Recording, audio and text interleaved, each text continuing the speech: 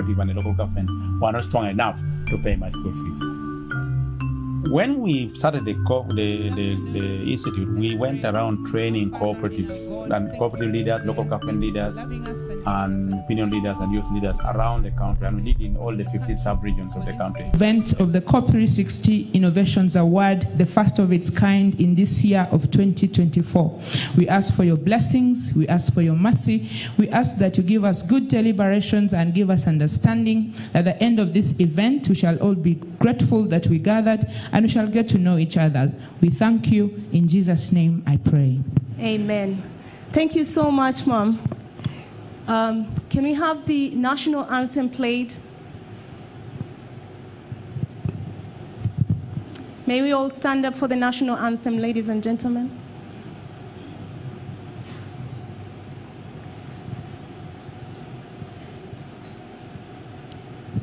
I think we might as well just sing it, since we all know it. Oh, Uganda,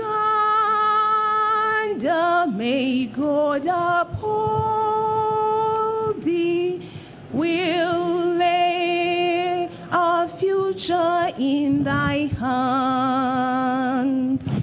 United, free for liberty, together we'll always stand. Thank you so much. May you be seated, please.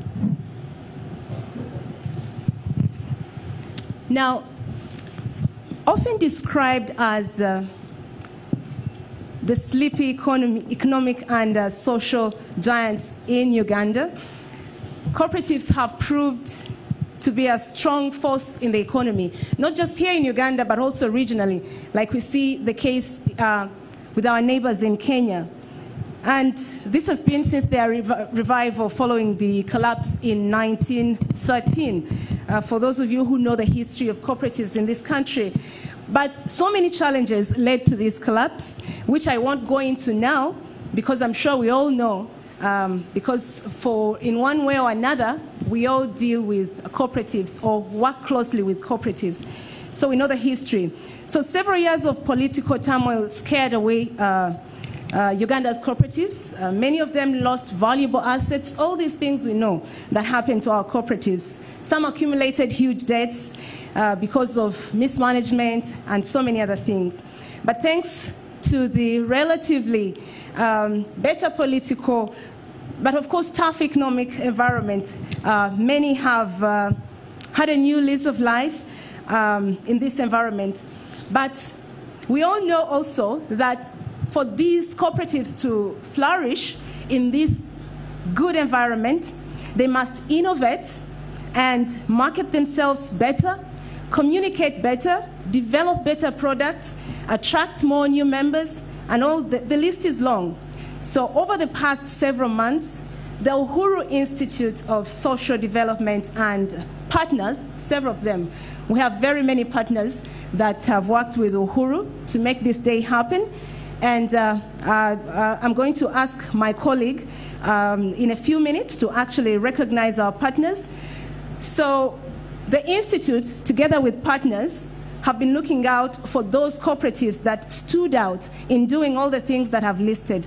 And today, that's why we're here. We're here to celebrate excellence. We're here to recognize those cooperatives that stood out, that have exhibited ability, to be resilient despite all these factors.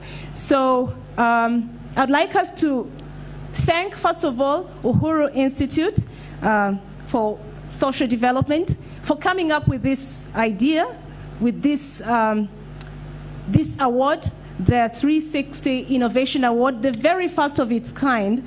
And they've not done this alone, but with several partners. So, Michael, I'm actually so lonely here. Better come and stand right next to me here. Privilege. Yeah. So I'd like to recognize our partners. Thank you very much, MC. In a special way, we wish to thank the Central Bank. We wish to thank Liberty. We wish to thank NTV, Goldstone, Spark TV, and the Cooperator magazine for having participated and ensured that today we are where we are, the way we are. It's not a small function that we are attending today.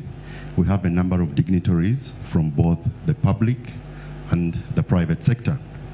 Considering the fact that we are here to celebrate innovation, and innovation in its fullness, allow me to recognize that what we are celebrating is not only ideas that have been brought into reality, but we're celebrating journeys that cooperatives have had to undergo in order to excel and exhibit themselves as institutions that are worth recognition.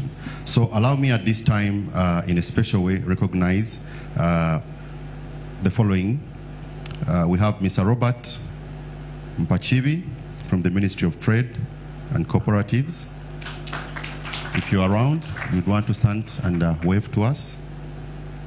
We have Mr. Golova from the Ministry of Planning, Finance, Planning and Economic Development. Some of these dignitaries will be joining us as we go down with the occasion. We have Mr. Richard Ndianabo, we have Moses Ogwapus. All these are from the Ministry of Finance, Planning and Economic Development. We have also representation from Uganda Tourism Board, Uganda Wildlife Authorities, Ministry of Agriculture, Animal Industry and Fisheries. We also have representation from the East African Development Bank, Uganda Microfinance Regulatory Authority, Alfred Oyo, the Undersecretary from the Ministry of Trade, Commerce, is also here with us. And I beg to, in the interest of time, continue introducing these guys as we go on. Allow me also mention that we are live on NTV, and I am very happy and privileged to be standing next to this lady. So I'm becoming a celebrity by osmosis also. So Catherine, thanks for allowing to grace this occasion, and I would want to hand over to you to take us through how we shall move today. Okay. Thank you so much, Michael. And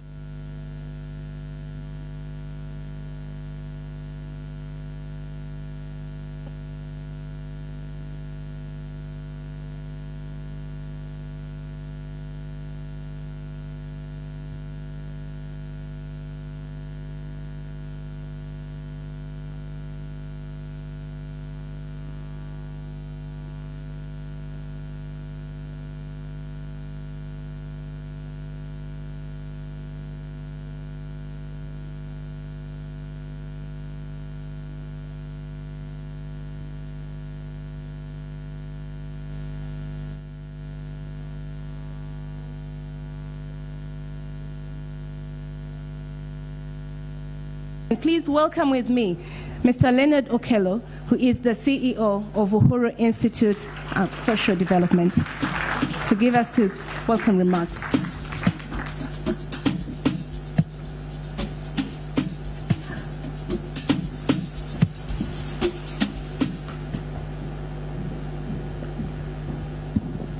Good afternoon, everybody, and thank you very much. We are very, very excited to have you here.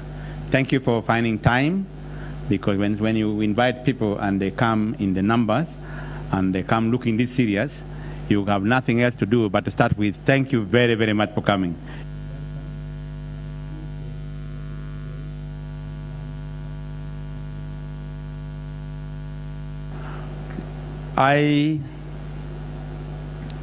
The Uhuru Institute was set up in 2013 with a dream idea of an enterprising, prosperous, peaceful, and happy society. An enterprising, prosperous, peaceful, and happy society. And in doing so, we have a simple mission: generating wealth together, supporting Ugandans, citizens, Africans to generate wealth together. And what better institution or infrastructure would you use rather than cooperatives? Because cooperatives, by their very nature, by their very way of working, by their very culture, are institutions that consciously work to build equitable development. There's a big difference between equality and equity. Cooperatives are very much about equitable development. They use equality processes, democratic processes, but it's about equitable development, and that's key. So when we set up the Wood Institute in 2013, we had the occasion to go around this country. There was a triangle that went around this country, and they trained cooperators around the country with local government leaders, cultural leaders, religious leaders around the country. And we came back, and a few months later, we started getting phone calls about when we are going to do another set of trainings. So people had enjoyed the training quite a bit. We realized we needed to do something different that gets us all to work seriously and work hard to change the way we do business in the cooperative movement. And in so doing, we set up what we now call the COP 360 network. The COP 360 network is a non-body corporate platform that we set together to become that space that cooperatives, their supporters, their well-wishers meet and decide, discuss, and work together to generate wealth together. Their capacities are built, they connect with each other, they network with each other, and grow. That is what the COP 360 network is all about. I would say the COP 360 network, that's a simple mission to create a united and prosperous cooperative, a united, productive, prosperous cooperative movement that contributes at least 40% of the GDP of this country. It's a very ambitious mission because, as we talked then, we were talking about 2.8% of the GDP being contributed by cooperatives. So we had a very ambitious vision for the COP 360 network as a platform. And we are working towards it. And some of the things you'll see here today is part of that journey. The COP 360 network has three main objectives. Number one is promoting the cooperative identity. Those who understand cooperatives will know that the cooperative identity is the 7 cooperative principles, the cooperative values, and the ethical values. If you Google cooperative identity, those 3 areas will come up. And why it is so important? Because in nearly every principle, if you watch carefully, is about promoting the well-being of membership.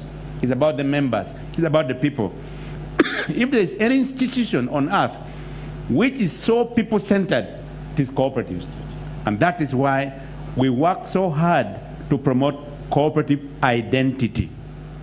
The second thing is to promote cooperative interconnectivity. You cannot do business successfully, even if your products are so good or your services are so good, if you're not connecting with people, networking with people, sharing and learning from each other. You cannot do very successful businesses. And so,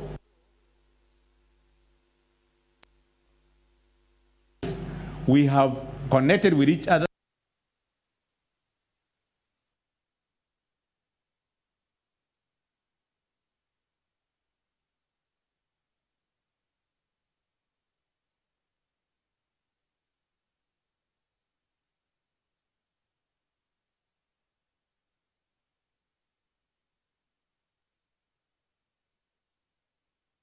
The COP 360 network is about promoting competitiveness in cooperatives. When I was a young man, cooperatives in this country had the monopoly granted by government. They had monopoly in cash crop trade. They had the monopoly in cotton, in coffee, in tea. So it was the cooperators who would produce, process, and sell through the marketing boards. So there's no competition to talk about. That policy is long gone with privatization, with globalization, with more and more businesses, local businesses and external international businesses coming to compete with us here. That time has gone, and let me tell you, cooperators,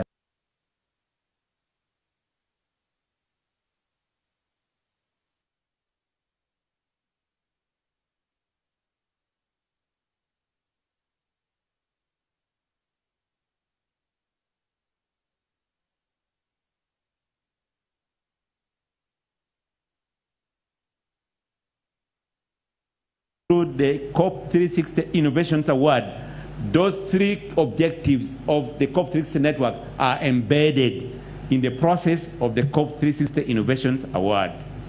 And it's important to understand this, that we asked you to apply, you applied. A competitor will will be aggressive enough to look for opportunity. When you applied, we had judges come and visit those things you told us you are doing, those who are shortlisted. We had judges to go out there and check whether you're actually doing it. Then you did presentations at the regional level, and the top 6 are here today, plus all those others who participated, they're here today to share with us and pitch here what they are doing and what therefore will be judged, and the winners will get their prizes here today. But for us at the Uhuru Institute, it is not just about the money prize. It is this journey that is so important, because the COP 360 Innovations Award was to take us through a journey of learning, a journey of deep reflections, a journey of what next can I do. So whatever you pick from here as a cooperator, even if you are not part of this competition process, ask yourself a simple question. What will I do to become a serious, competitive, cooperative business? Because the world will not wait for us. We must do something differently. And that's why we have launched this COP 360 Innovations Award. It is our dream that this Innovations Award will become an annual event. And once it becomes an annual event, we expect it to contribute effectively to growing competitiveness and good business in cooperatives. When you join when you go through this competitiveness, the other thing which takes place with you in the COP 360 network, we have a number of cooperatives who already joined the network and are really making very good use of it, is that we have a number of enterprises that provide services and products to cooperatives. But to get the best value from them, you as a cooperator, you go through the COP 360 network. And the Innovation Award has brought you just on board to get an opportunity to even join the COP 360 network. And you'll be welcome. The details you'll get to see when they see my friend Mary is in the corner there. She's called Mama Network. Mary will always be there to receive you in the COP 360 network. Find our contacts and make the best use of it. The other thing which is important to note is that we value partnerships. But we value partnerships that are complementary, that are mutually beneficial, and partnerships that actually are determined and purposeful about doing something different and good for cooperatives. And so we have partners who have joined us, and each of them did not just put in money. They put in ideas, they put in reflections, so that we got the COP 360 Innovations Award to go this far. In everything else we do, we always look for those kind of partnerships. They are not just about partnerships that come and sign MOUs and stops at it. They are partners that are not just bringing money. They bring ways of doing it better for the benefit of the cooperative movement. I'm also very proud to say we have a team that if you are a CEO of, you feel proud of. May I like to request the team to stand up and wave, please, wherever you are. The Uhuru Institute support team, the team, yes, please. This team believe in learning as you go. Even the COP 360 Innovations Award, when we started it, we were not experts of it. But I promise you, we are now experts at the end. We learn as we go. We don't wait and keep lamenting. We are not lamenters. We learn as we go. We keep doing it until we perfect it. Because we realize keeping on waiting and lamenting and hoping that things will get better tomorrow, first doing feasibility only, we don't do it. We learn as we go. And this team is a serious team. Thank you very much for being who you are. You make me proud, and you make us proud to be part of the cooperative movement. And finally, this COP 360 Innovations Award has the following clarion call. Please invent, cultivate, and impact. Why invent? Because good ideas must be thought through and invented so that it is unique and adds unique value. It must be cultivated and grown purposefully over time and get better each stage. And finally, it must create both economic and social impact. That is when it is true and worthwhile being for cooperatives. I ask you please, when you get back, think about this. Invent, cultivate, and impact. God bless you all. Thank you very much.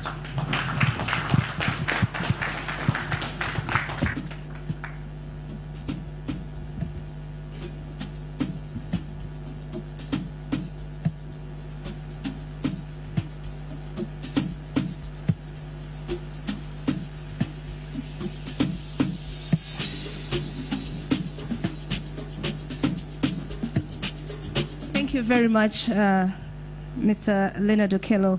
We call him Uncle Leonard. Thank you very much, Uncle Leonard.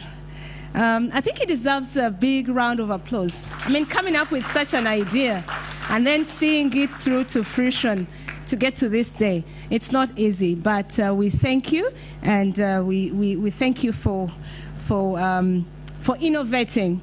And I'm sure after this meeting, impact as well, or some of the cooperatives have probably already started feeling the impact of these innovation awards.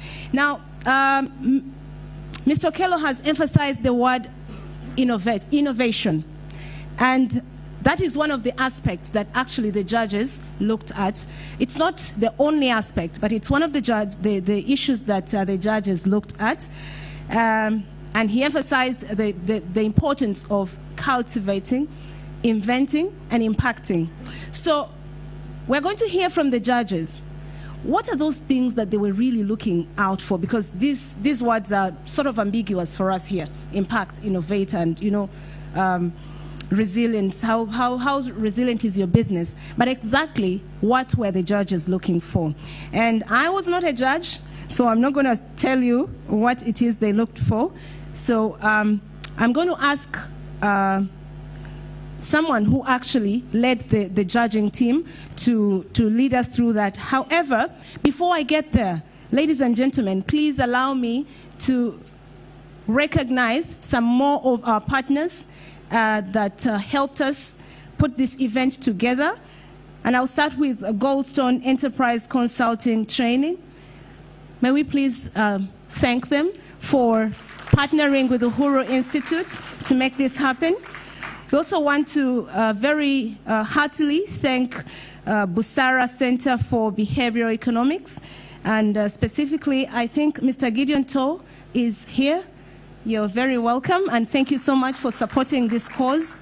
Would also like to thank Uganda Tourism Board, Dr. Gesa. I think I saw you somewhere. Thank you so much for supporting this cause. And like I said, we shall keep recognizing our partners as we go along. But before I welcome Mr. Daniel Bukenya, who is the head of the judging committee, I would like just, point out something which explains why I said I was very happy when this event was beginning. I'm just going to mention a little bit about what the winners are taking home, which is making me a bit jealous. We have the overall winner is taking home 20 million shillings, right? And that's not all, by the way.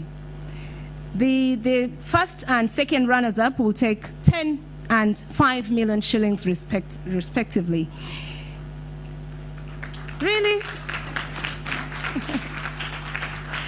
And this is where I wish I had also participated, because now it's looking very nice. Plus, there is a tourist weekend. I guess that is why we have Dr. Gesa here.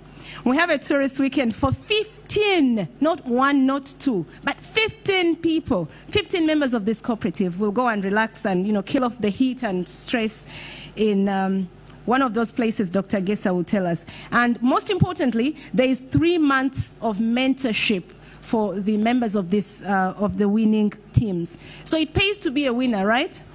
There is also appliances, ICT appliances, to be given to the winners.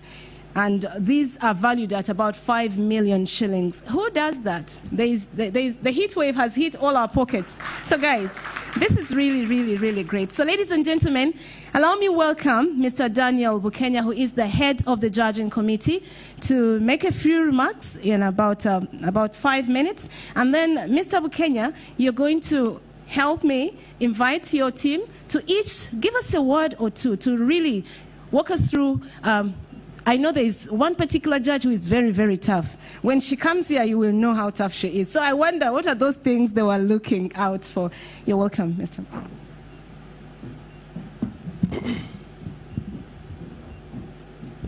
It is always daunting to stand in front of lights and cameras, but it's always also a pleasure and privilege. I'll first comment on the areas that we looked at while we were carrying out judgment before I read a speech. You know, when you're called a judge and carrying out an activity that is auditable, you need to be on record. So I'll be as brief as they get while giving you my submission. We particularly looked at innovation. That is a very key word, innovation, and we kept on repeating it until it were like a broken disc in the minds and hearts of the cooperatives we were visiting. We looked at also the business model, how these innovations are positioned to make money. Because if an innovation doesn't bring in the cash and help to, improve the lives, improve climate change, mitigation measures and the like, that doesn't stand as an innovation worth its while. We looked at sustainability, very important, because as we look into the future, 5, 10, 20, 15 years from now, the innovation should be able to stand the test of time. So the 6 that we have passed that mark. Then we also looked at impact and inclusivity. Mr. Leonard Okello talked about the cooperative being collective and touching the lives of the people at the grassroots. And it's a way of popularizing or driving, innovation bottom up, so that at the end of the day, people in business, people in government, in terms of policy, can be made to see the direction they need to take for the benefit of the people at the grassroots. So I'll be very brief on this speech. Ladies and gentlemen, all protocol observed, it is with pleasure and immense pride that I stand before you today as Chief Judge of the inaugural Uhuru Institute Innovation Awards in Uganda. This is an event that marks a significant milestone in the journey of cooperative resilience and innovation in our beloved country. 4 years ago, Goldstone Consulting embarked on a mission with the Uhuru Institute to foster growth and development within the cooperatives across the country. Through dedicated efforts in business development, transaction advisory, and bespoke trainings, as well as technical advice. We have collectively, working closely with the Uhuru Institute, worked on 28 cooperatives, guiding them through our accelerator and investment readiness programs that we jointly carry out we've carried out over the last years, and look forward to engaging further. Amidst these engagements, a critical issue emerged, and that is the resilience of cooperatives in the face of evolving challenges that are obtaining in their localities. Discussions with the Uhuru Institute team sparked a collective realization that we need a fundamental shift, and that is necessary for us to drive innovation and to drive sustainability of the cooperatives. And that came to the birth, or caused the birth of the Cooperative Innovation Awards. Today we stand alongside our esteemed partners, who include the Bank of Uganda, NTV, Liberty Life, Busara, Spark TV, and we're united in our support and celebration of the innovations that the cooperatives have been able to bring together. Together we have embarked on a journey of verification, traversing the country, every corner of the country, to identify and recognize exemplary innovation. And we managed to talk to or engage with 23, I beg to be corrected, 23 cooperatives across the country. The innovations showcased here today are more than mere accomplishments. They're a bedrock of resilience for our cooperatives. They not only empower cooperatives to thrive in an ever-changing landscape, but also provide invaluable insights that will shape policy directions for our government, paving way for bottom-up trajectory of development. And I want to underline that, policy direction of government in regard to cooperatives. That is a very important point for us to mark. While we celebrate the 23 cooperatives represented here, it is imperative to acknowledge that the journey ahead is tough. Some cooperatives may not yet have fully embraced innovation, while others are still exploring futuristic horizons, and others already have the innovations working out, like you'll be able to see. Our hope is that the event serves not as a mere transactional moment, but as a catalyst for a continuous journey towards bigger and better achievements in the cooperative movement of the country.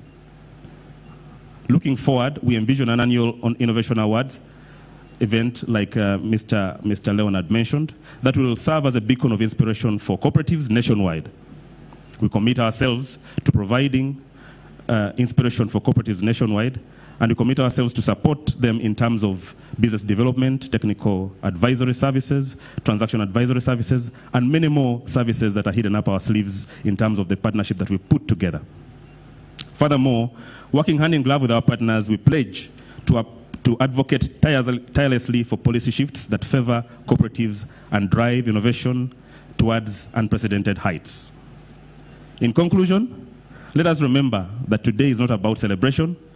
It's about empowerment, collaboration, and resilience. And together we can forge ahead a way forward with renewed determination, knowing that the innovations we cultivate today will shape the future of cooperative excellence in Uganda. Thank you. Mr. Mwonge, you were to help invite your team. Mr. Bukenya. Thank you very much. Yeah, the stage fright. Eh?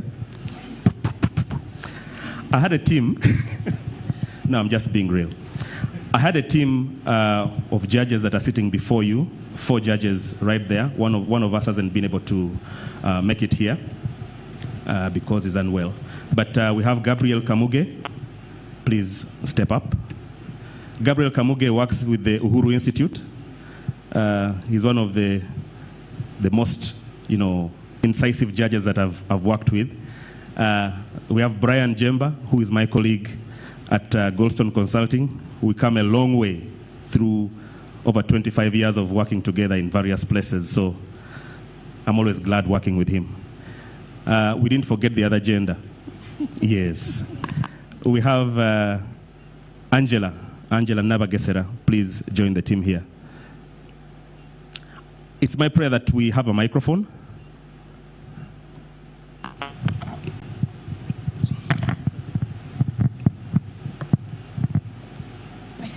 So I hasten to add that our team was supported by Madam Jane Okello to make us, shape us up into where we are today in terms of deliverables. There's a microphone. Thank you very much, and welcoming you all here this afternoon. I was not prepared to give a speech, but I would only like to observe that across the globe there are many transformations in the ICT sector that's rapidly evolving in the agriculture, in the environment, in the political economy, and everywhere else. These changes and transformation necessitates our preparedness to be very dynamic and to respond to them. To be able to respond to these changes, we have to think about new ways of doing things, and we have to innovate. The computer guys, the ICT guys say you either digitize or die. This afternoon we are saying, cooperatives, welcome to the world of innovation, cultivate. Where are the cooperatives? Cultivate, invent, and impact upon our members and our communities. Thank you very much. You're most welcome. Good afternoon to all our guests here. Brian Jemba, my name's. And our journey through this COP360 Innovation Award has been one that is eye-opening, especially to key issues of climate change. And I think we all need to begin thinking about this element very, very broadly, especially if we are going to see our cooperatives surviving and growing. And to us, there were lots of course, questions that we had at the back of our minds. And what we're looking out for was, what is the cooperative recycling? What are you reusing? What are you repurposing? Because everywhere you could see there's a challenge of climate change. And to us, the question is then, how can we all become resilient with these challenges of that ever-changing climate? And we want to appreciate the cooperatives. I think we have raised the bar. We've seen people thinking outside the norm, people surviving up in the mountains, people surviving down in the valleys, and ensuring that they are part of the economic activities. They are not hungry, they can feed their children, but also they're able to take them even to schools and access even health facilities. I want to congratulate all of us, the 23 cooperatives that have taken it to them, up to themselves to participate in this first of its kind Cooperative Innovation Award. And I want to wish you the very best, knowing that this evening, one of us will go back when he's excited and having good news. Thank you so much.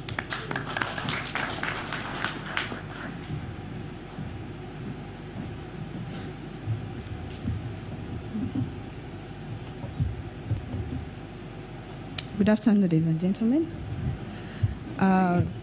So welcome to this event, and thank you for joining us and taking the time to celebrate and come to the end of this process. During this Innovation Award, there were different categories that were being evaluated. As you'll see, some cooperatives were focused on climate change innovations, while others were focused on member development. But of course, as my colleagues have mentioned, as you know, it's more and more evident as in these days that climate change effects are getting more and more recognizable with the dry spells and the heat waves and the floods. It's important to note that the only way we can handle these issues is through solidarity and collective action. So it was very interesting and also good to see how cooperatives are working together.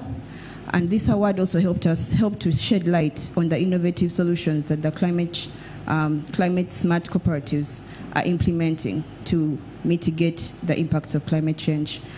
It was also good to see how they're working together to integrate environmentally friendly practices into their operations. So from tree planting to different initiatives in renewable energy, water management, and how they are reducing waste in their environments. So this award has helped to shed light and also to help people think out of the box to see how we can impact our environment, and not only our environment but also our communities and our families. So a special thanks to all the cooperatives that participated and the organizing team and also our sponsors for making this possible. Thank you very much.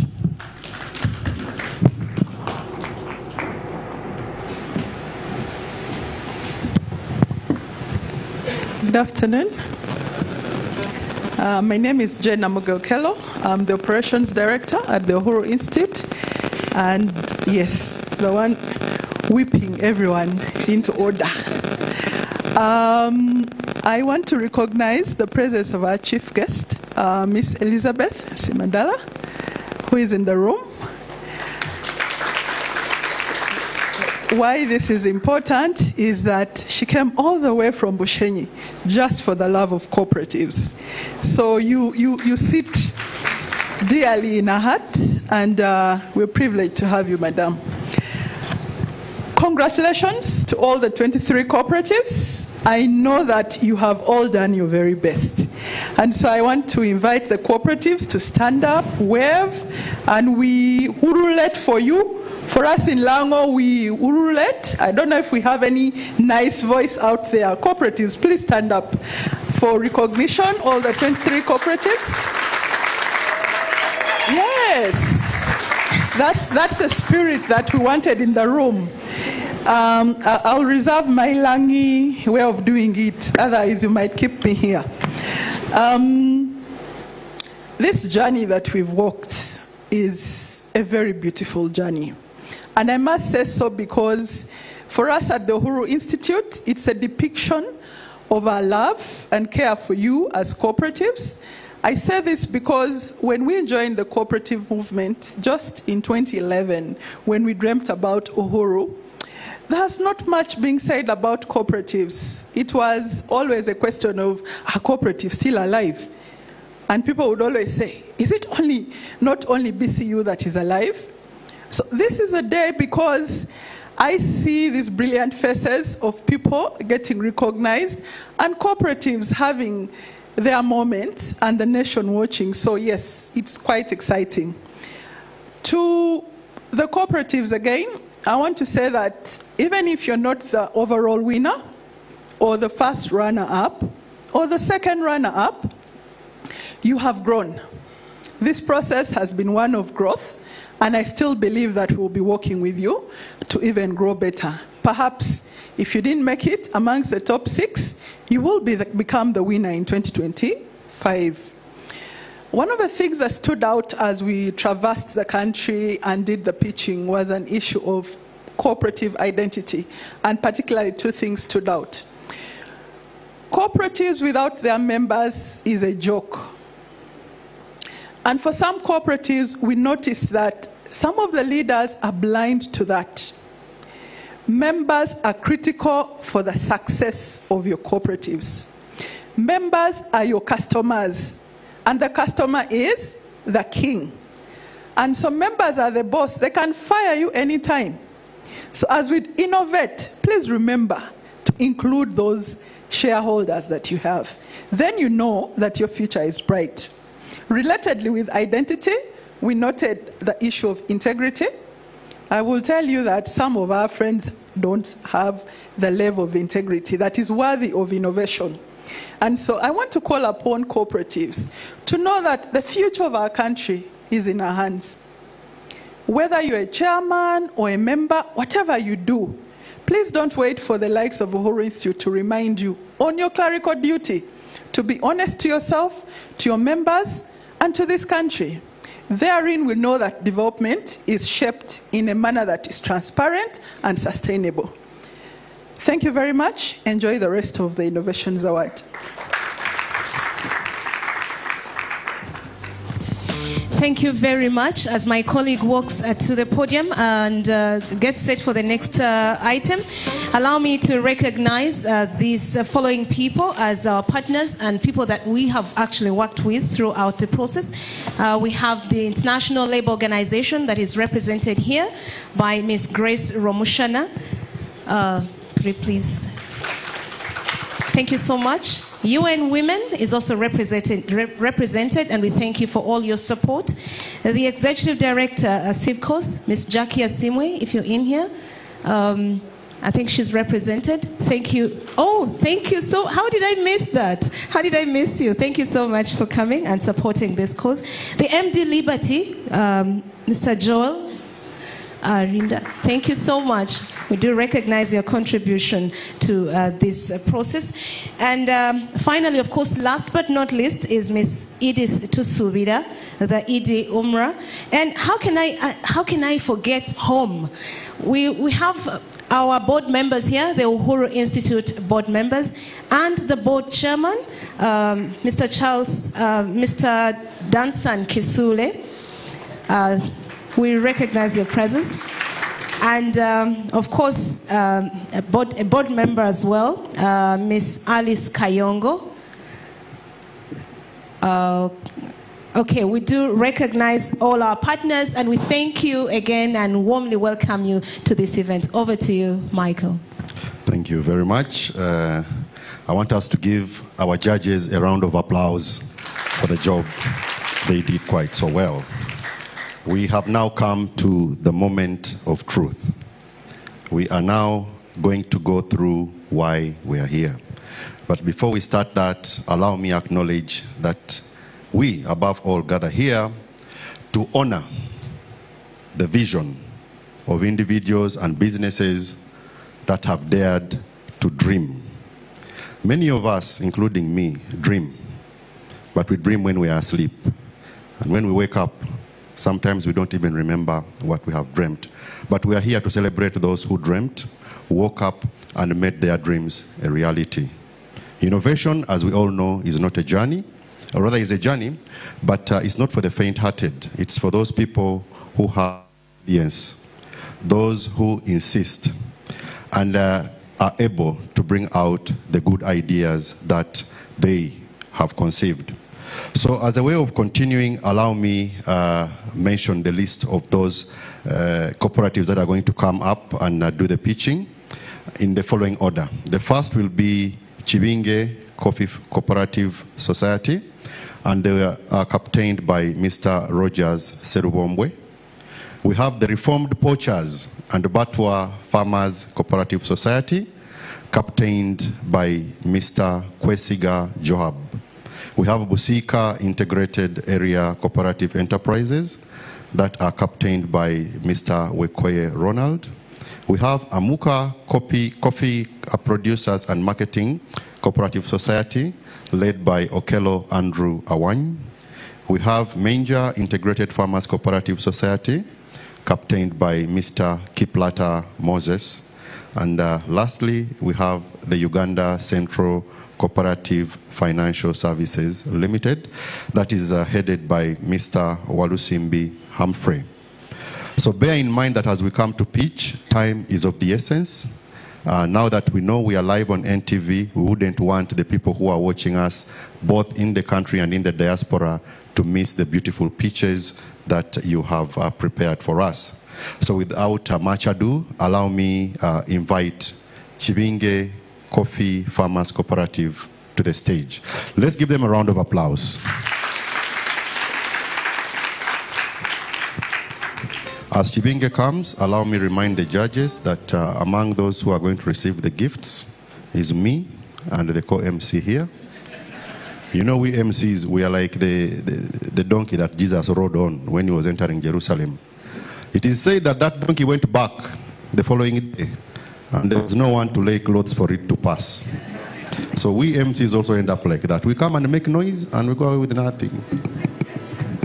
So, judges, over to you. I don't know how you've prepared, but I'll pass this microphone to you so we can continue.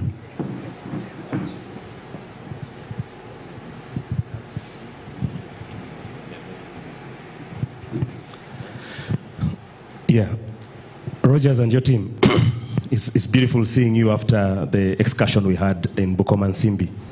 You're going to have 15 minutes, collectively, 15 minutes, and then you'll get some feedback from the judges, and while you're presenting, we'll be scoring you. So when you're ready, you can please take the podium and engage. The technical team, I think, will be beaming your presentation for everyone to see. Thank you. Okay, thank you very much. And good afternoon, ladies and gentlemen. My name is Rogers Serubombwe, and I'm the General Manager for Chibinge Coffee Farmers Cooperative Society.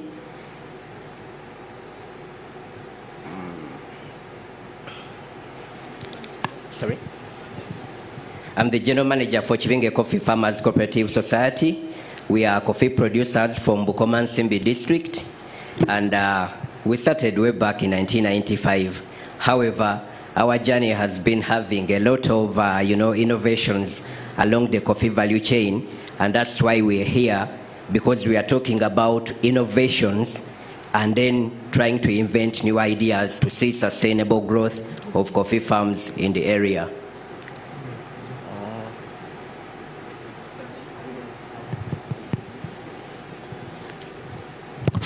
Okay, yeah, thank you very much. Something is being worked upon.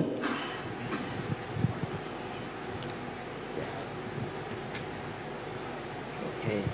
Yeah, thank you very much. Like I said, we're a farmers cooperative society, and we have, when you look at our business model as a cooperative, we have a number of innovations that have been coming up.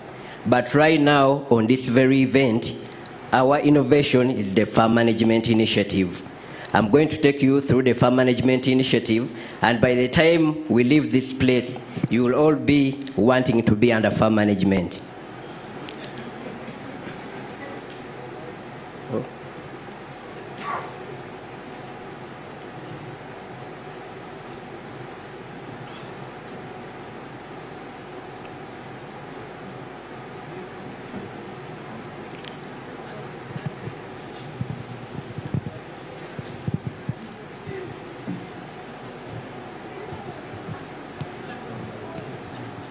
Yeah, thank you very much. Like I've talked of the farm management initiative, this is the innovation that we have as the cooperative, whereby we do believe there has been a challenge of low productivity of coffee.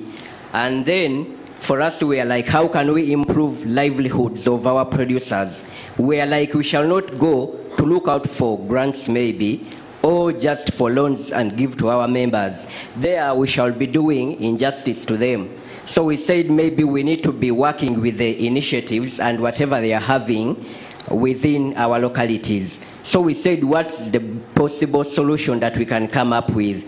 Because now we know the problem is low productivity. And then we are like, how can we turn low productivity into maybe high productivity to make sure that we improve the livelihoods of our producers? Remember, when you produce a lot, meaning you will be selling a lot as well, and you will be earning more. The moment someone earns more, thank you very much. The moment someone earns more, of course, definitely, meaning their bag will be big and they will be, of course, with improved livelihoods. Okay. Oh. Yeah, like I said, our background, we started way back in 1995 as a cooperative society, and then we have 29 years of business experience. We do export coffee, and we are fair trade certified. When we talk of being fair trade certified, meaning there is traceability of coffee down to the roots of the producers.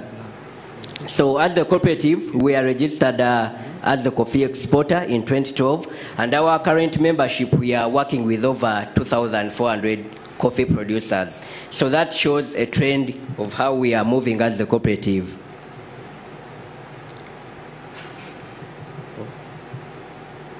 So our initiative, like I said, it's all about farm management. The idea we had here as Chibinge, we wanted to have an estate, to own a coffee estate within Chibinge sub-county. But you can imagine, if at all we had the funds, definitely we wouldn't be in position to get over 200 acres within Chibinge.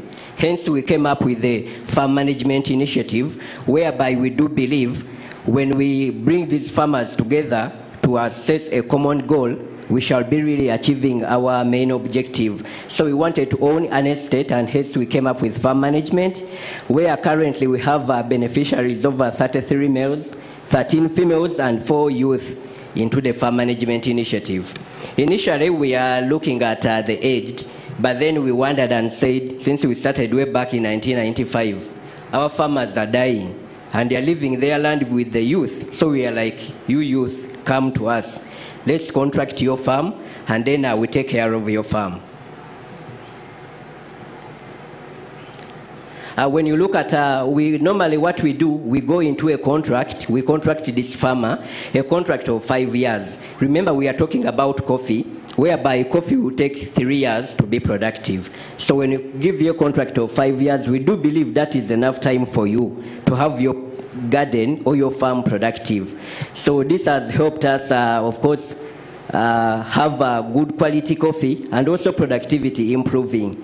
Of course, through farm management, it has improved the standards of living of our producers in terms of volumes. Like I said, in farm management, we are managing your farm. So all the desired farm inputs are all on us. So we provide the inputs on time, meaning there won't be any delays when it comes to productivity, and we shall register increase in volumes of coffee.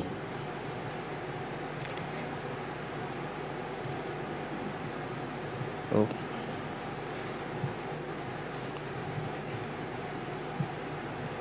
Oh. I think whoever is operating the laptop can help Rogers to scroll through the slides. That would be of help. Yeah, sure. Tech team. Okay.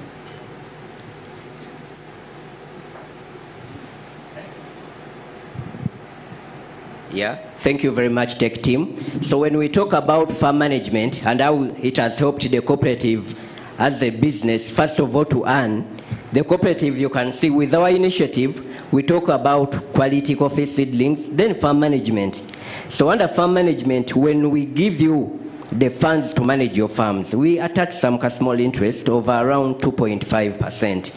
So if at all we've spent like 1 million on your farm in the entire coffee season, we know we shall be able to earn that in return for the activities that we've offered to your farms, the good agricultural practices. Then under farm management, I talked of productivity and quality. When we get the good quality coffee, you can see we are adding value to this coffee, and that is our complete coffee value chain, which is seed to cup. And most of you have seen our coffee in supermarkets. So it's from farm management, and you can see we are selling value-added coffee to you, the people of Uganda, because we want to promote domestic consumption, and in the end, Chibinge is earning money. We can proceed, tech team. Yeah, like we've talked of the good agricultural practices. So you can see all our farms are well mapped. And when it comes about the good agricultural practices, we've been talking about climate change. So meaning our farmers have to be well prepared. For example, sometime back we had a long drought. That's why you can see we are having improved, technologies of water harvest. And also we are having post-harvest handling methods of using the solar dryers. Remember I talked about quality. So when you dry your coffee, it has to remain with the quality. So you have to maintain the quality along the coffee value chain. We can proceed.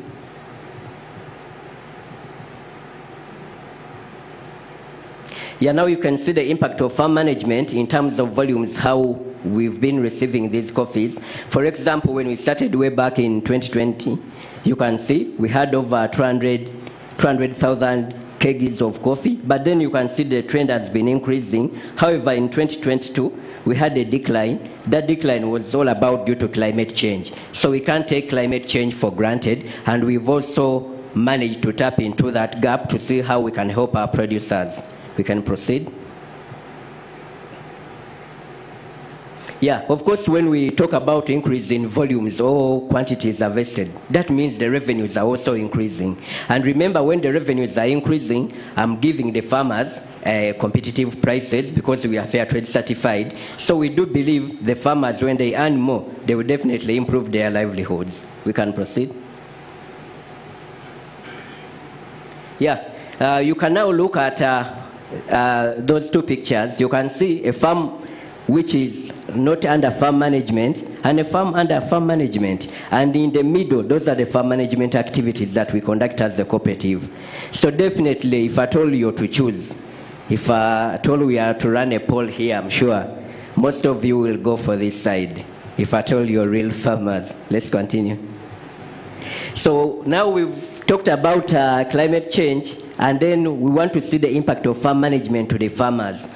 We are looking at increased incomes. We've seen when the volumes have increased from a poorly managed farm to good practices, the volumes are increasing, so more incomes are coming in to the farmer. These farmers have access to school fees because for us, we don't wait for the season for the farmer to get money because we know the farm size that they are having. So someone walks in just to have money for themselves, and then we are like, we shall see that maybe when the coffee season is on. We have, sorry, just a minute. Yeah, there is access to energy-friendly solutions. We've all been talking about climate here. And you can see we said maybe after hulling your coffee, there are those wastes that we need to use. So we use them to make briquettes. And when we make briquettes, meaning we are trying to also curb that problem of climate change, and also, yeah, we can proceed. Now our growth plan, of course, under farm management, first of all, we want to recruit more beneficiaries from the current beneficiaries that we are having as the cooperative. We're having 50 beneficiaries under that program. But when you hear about, I told you about our membership of over 2,400 producers. So meaning we want to grow from 50, and when you look at our annual work plan this very year, we want to add on more 50 producers, because under these 50 producers, we have over 2,012 acres of land under farm management.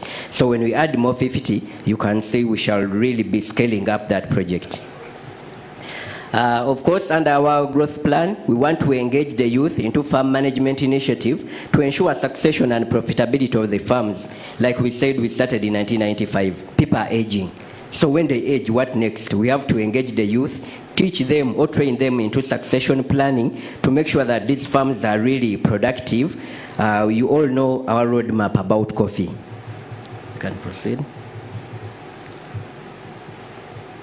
Yeah, now when it comes to sustainability of the innovation, we are talking about innovation now. And remember, we are living in the digital age of convenience in the entire world. So even us as the cooperative, we are like, we can't be left behind. So what we did, we are like, we have to invest into succession planning, that is one. We are going to invest into capacity building of the extension team. Remember, we are engaging the youth to keep the farms. So even the extension team has to be with the desired skills to have these programs ongoing. Then we want to do monitoring and evaluation, definitely by adopting. Wow. You got some additional time because of technological challenges, so you should be winding up in the next 5 minutes. Thank you very much. About innovations and monitoring and evaluation, we've tried, of course, to map our producers because we want producers to be getting the real farming inputs as desired. For example, if you're owning 5 acres of land and then only 1 acre is under coffee production, we can't give you farming inputs of 5 acres. How can we do that? Through mapping our producers. And with the new EUDR regulation, we know this is the way to go, whereby by next year you won't be able to export to the European market if at all your coffee is not traceable. We can proceed. About inclusivity and social impact, of course, you can see we have women under this program. They are 13 for youth, and the males are 33. But however, among the entire beneficiaries, 10 of them are elderly. And of course, the social impact, we've managed to create over 424 jobs to the people within Chibinge sub-county, and these may not be members to the cooperative. These are people because each farm, at least we attach 2 people to take care of the farm. So with those acres, we managed at least to provide the employment opportunities. Then we talked over, I'm happy the people from the tourism industry are here, and they were currently we've been receiving people to visit the cooperative about farm management. So indirectly, we have inclusivity with other industries. Then we coordinate with our buyers, of course. We have, just a minute. With our buyers, you can see over the years, we managed at least to onboard more buyers, and that's the trend we are having. And we are demonstrating good agricultural practices to the entire community. Because whoever sees that this farm is well managed, even if you're not a member, you can copy the practices. So indirectly, there is inclusivity. Yeah, now our call to action, of course, like I said, we are here. And we came all the way from Bukoma and Simbi to come here and be the first ever winners of these competitions. And we do believe when we win, this will contribute to 35% of our plan this year, just this year, if at all we are to win. And that means we shall be seeing the impact of Uhuru in the cooperative. And when I go back during the AGM, I have to tell the 2,400 producers that now you sent me to Kampala. This is what I brought. Farm management is going to grow big. This is the team behind. That's me, Rogers, the general manager. I have Immaculate, she's the production manager. And of course I have with my colleague here, Mr. Sechai Ashraf, operations manager, and as well as the certifications person. Can proceed. So thank you very much for listening to me. I'm really humbled. You've all been attentive, and thank you very much. Let me hope the judges would want to see me going back to the village of Bukoma and Simbi when I'm very happy. Thank you very much. Thank you very much, Mr. Serubombwe. Madam Guest of Honor, if I was on the panel, I would have also evaluated you on the capacity to help us take more coffee, because as you know, we have one of the best types of coffee in the world, but we choose to drink other things other than coffee, and we are excelling in that field. So you have an uphill task in as far as that is concerned. So thank you. Over to you, judges. Are there any questions arising from this presentation? From me, I just want to comment about the very compelling nexus between climate resilience and livelihoods, improving livelihoods of the members of Chibinge coffee farmers. You saw the husks are being turned into briquettes, which helps to reduce the number of trees that are cut down, as well as the intercropping of coffee, as well as the food crops to make sure that nutrition stands at a good stead. For me, that is what comes out very strongly about Chibinge coffee farmers as a unique attribute in this presentation. Over to you. Thank you very much, Chibinge. Thank you for adopting a farm management model that not only benefits you as a sustainable supply chain for the purpose of your enterprise coffee, but also enables members of the cooperatives realize better the role of cooperative towards contributing to the betterment of their livelihoods. The whole integration of extension services, the shared revenues with the owners of these gardens, your support and all your inputs towards market linkages that the produce coming from their farms can still reach out to a reliable market, and there's a mutual benefit both for the cooperative and also members of the cooperative. Bravo. Thank you very much. Okay. Team Chibinge, I want to congratulate you for having made it up to this point. You have an uphill task now. I hear people in this city bragging, they cross Rueda, they have a lot of money. You need to sell to them that while they're in Kampala, they can be making money out of their farms. And for me, it's an opportunity. Thank you. Thank you so much, Tim. It's very good to see you here today. Congratulations on coming this far. My hope is that as you proceed, as the winners, or maybe not as the winners, that there will be implementation of the sustainability plan that we've talked about today. So to see it coming to fruition, both the short-term projections and the long-term projections that you have for this innovation. So well done. We hope to see good results in the coming years. Thank you very much. Team Chibinge, congratulations for the far that you've come. I like the confidence that you've exuded today.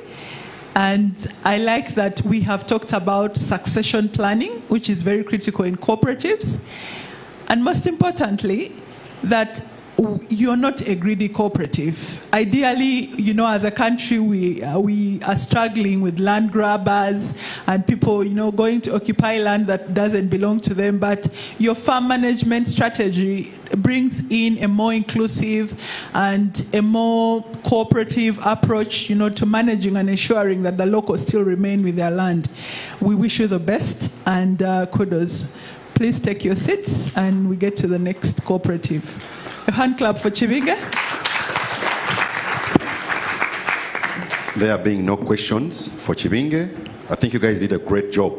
Nobody has questions for you. Thanks for ably presenting your case. So allow me, without much ado, proceed to the next cooperative, which is the Reformed Poachers and Batwa Farmers Cooperative, led by Mr. Kwesiga Joab. A round of applause for these guys. Good afternoon, ladies and gentlemen. My name is Kwesiga Joab, Reformed Poachers and Batwa Farmers Cooperative Society.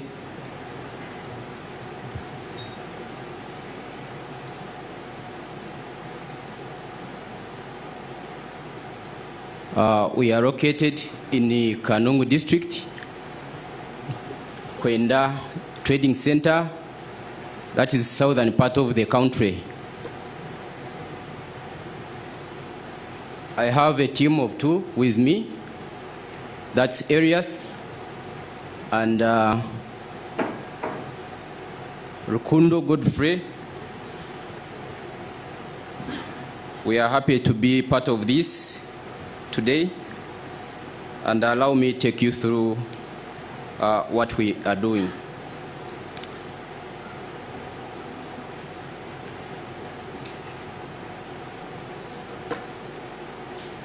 We started back in 2019. We are not very old in the system. And our mission as a cooperative is to have cooperative members free from hunger and able to earn $5 at least a day. And our vision is to train and support cooperative members and shareholders to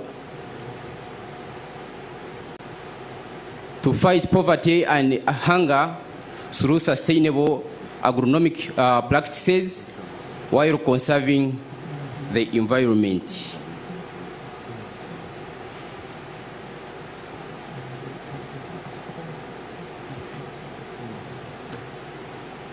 To take you briefly in the description of our innovation, allow me inform you that we are surrounded by the national park, and the national park was initially affected by poachers, and that's why we are called Reformed Poachers and Batwa Farmers Cooperative Society. Initially we had the Batwa, who are the minority group who lived in that forest and were evicted from the forest without a single compensation. And so they had to come into the communities and live in the communities, but of course they didn't have land in the communities. So it was so tough for them to have a nice or a decent living. So they had to still go inside there to do some poaching because they had to go look for what to eat. Short of that, they would die and it would be impossible for them, and maybe they would come to extinction, which would be bad for us. So Reformed Poachers and the Batwa Farmers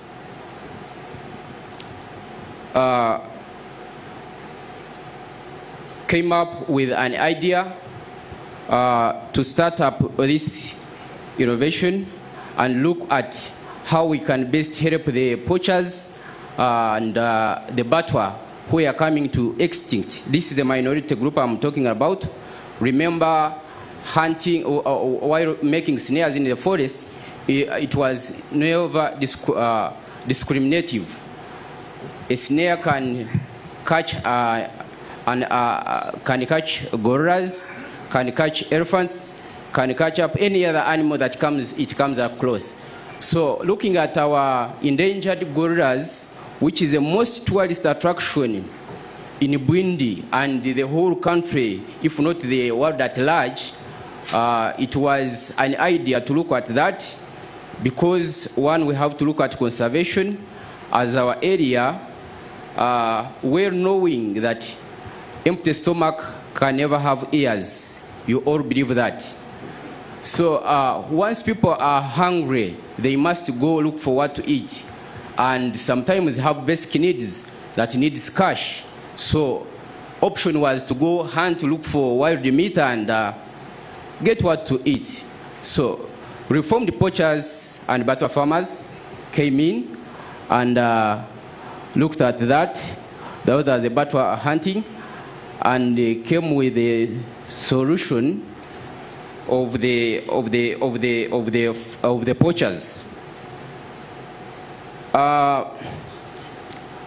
Poverty stands as the major drive to all we are looking at, because if there was no poverty, then there wouldn't be poaching. But because of poverty, people had to go poaching. So we are looking at that as the major drive to poaching, and looking on how to curb that.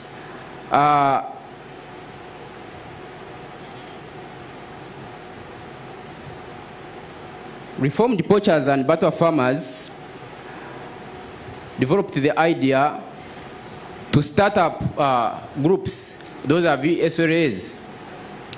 These groups are meant to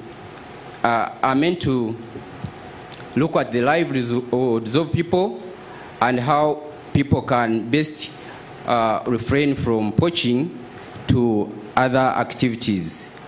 We are being assisted by Pilot Light Foundation, in that are our partners who are helping us to do the move as far as that is concerned.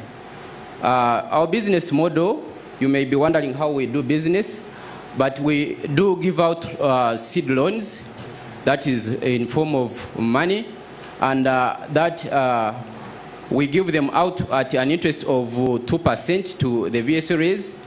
VSRAs give to their members at an interest rate of 5%, and the 3% is for group sustainability. Secondly, we give out seed loans in form of seeds. We do maize farming and beans farming, and 20% of the harvest, we get 20% as interest from what we have given our farmers, and that is beans, and 50% of maize. So that is the second way we do business. And secondly, we do purchase farmers' surplus and do some value addition. So in that, we are also making business. Of course, we sell at a profit. Then we give interest-free food to our VSRAs, and they pay back in a period of 2 weeks. Still, we are making money. So this is that is a small recap of how we do business and what has enabled us keep moving.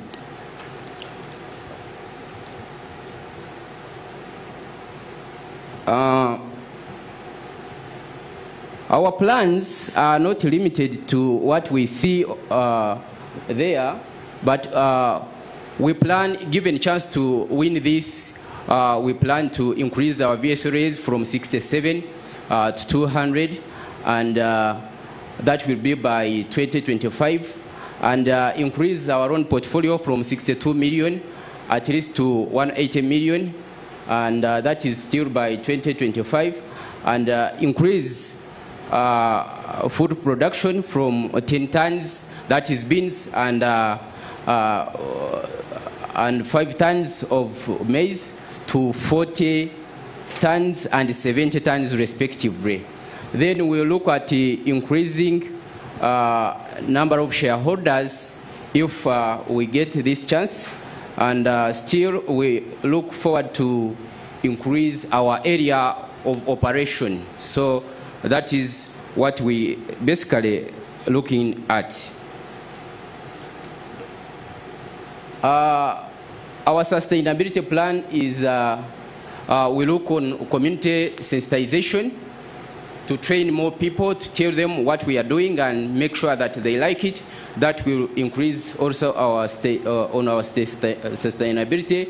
That is secondly, accountability and transparency will be part of our sustainability. Then research and monitoring, trainings and mentorships, then engagements with other partners like you. If given this chance, surely it will help us to be sustainable. We have 67 apparently VSRAs, and of 67 we have 2,045 members who are active with our groups. 10% of them are youth, and men make 30%, women 70%. We have 3% of people with disabilities. You should be winding up in the next 5 minutes. Thank you. And our social impact, we are moving in line with sustainable development goals. So we have no poverty. That's what we are looking at. Gender equality, zero hunger, quality education, reduced crime rate in families, and we are looking at providing interest-free food. Those are some of what we are looking at. Then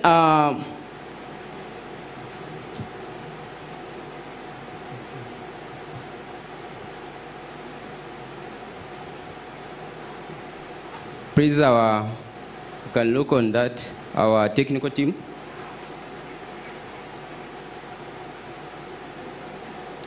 Technical team, it is not changing.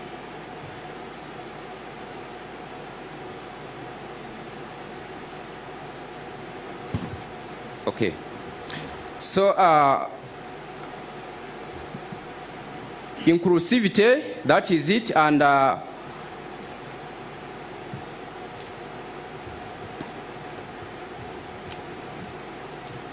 and well-being. So this is our innovation team. We have AGM, and this is our organization structure, and our operations move in that line. Move on. Given chance to win this, we look forward to break this money. 17,600,000 will go to these SLOs, and 2,400,000 will be used to purchase money boxes. Thank you for this, and we really appreciate. We look forward to hearing from you. Thank you.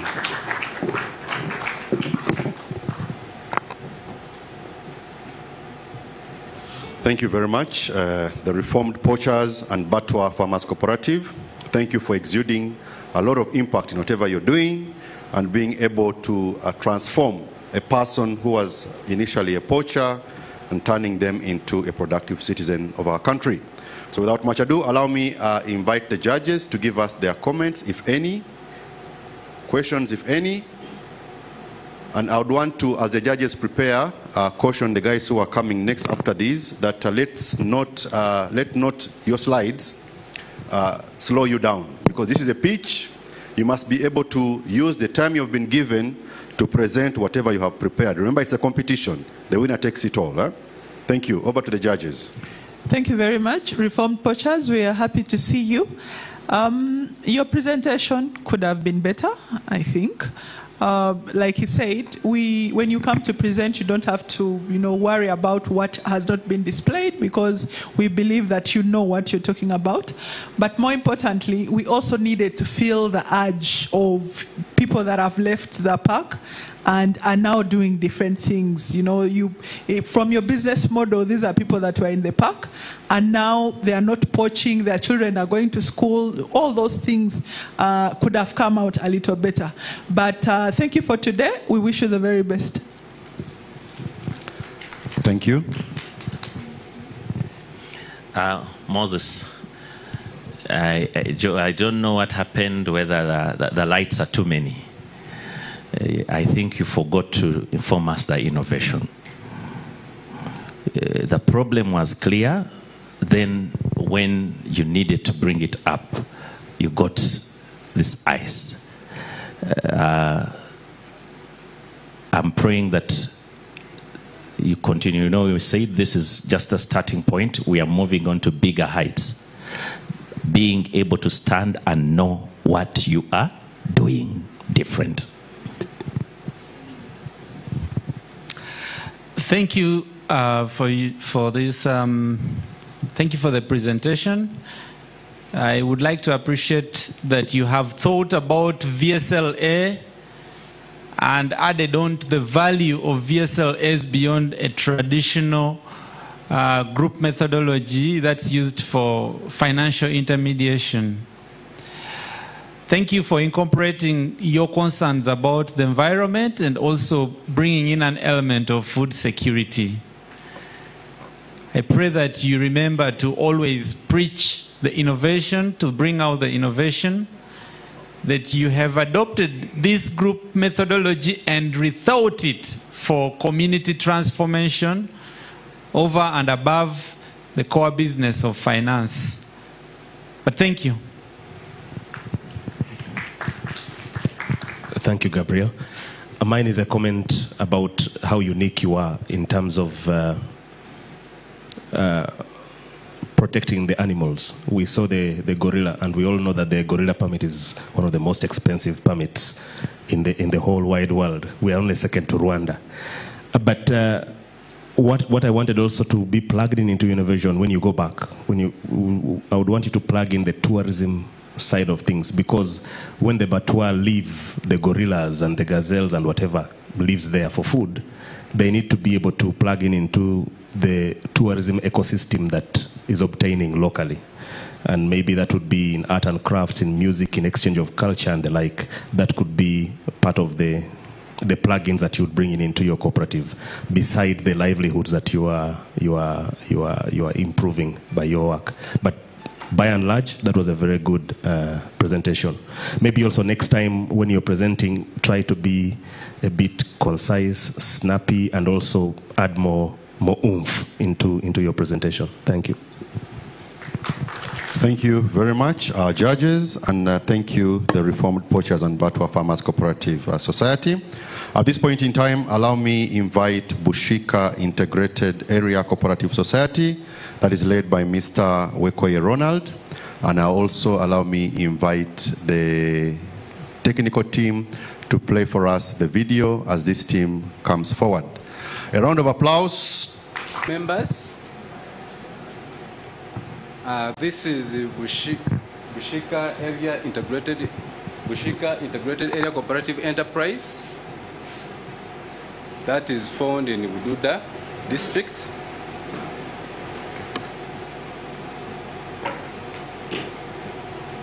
Before you is Bushika Integrated.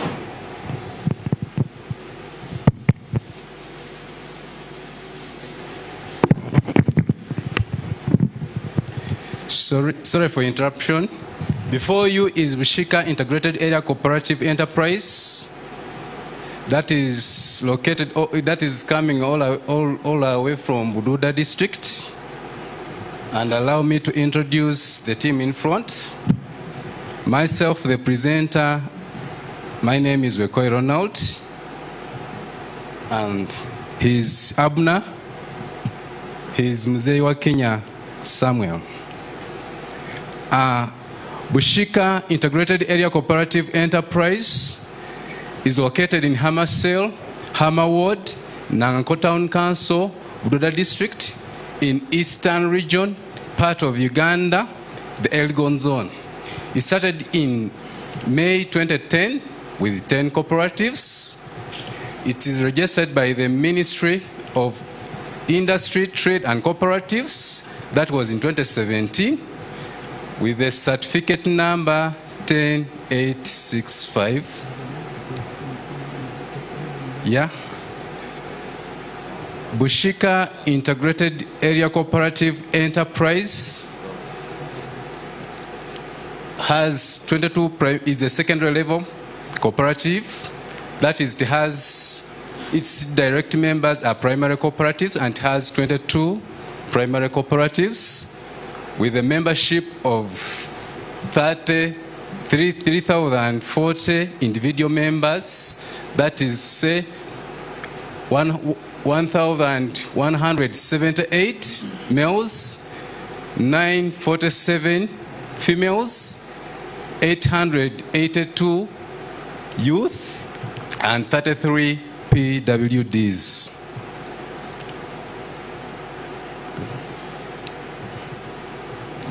Our vision is to be a lead agency in bringing about socio-economic transformation of communities in the Elgon region for better livelihood. Our main enterprise is coffee, although we have other enterprises like dairy, we have apiculture, and value addition that's mainly in bananas, and bananas, making banana wine and honey. That's, actually you can see it, it's here. And then the coffee, it's there. Yeah. So our main innovation is the forest garden approach. The problem that we face as Bududa, you've always heard of Bududa is a hill area and receives heavy rainfall almost throughout the year. More so last year we received rainfall almost throughout the year, and for that reason we face challenges like soil erosion, we face landslides. You heard of the 2010 landslide of the Metsi that forced our people to be shifted to, I'm forgetting this place, Kiryandongo. And some of them are now in Bulambuli.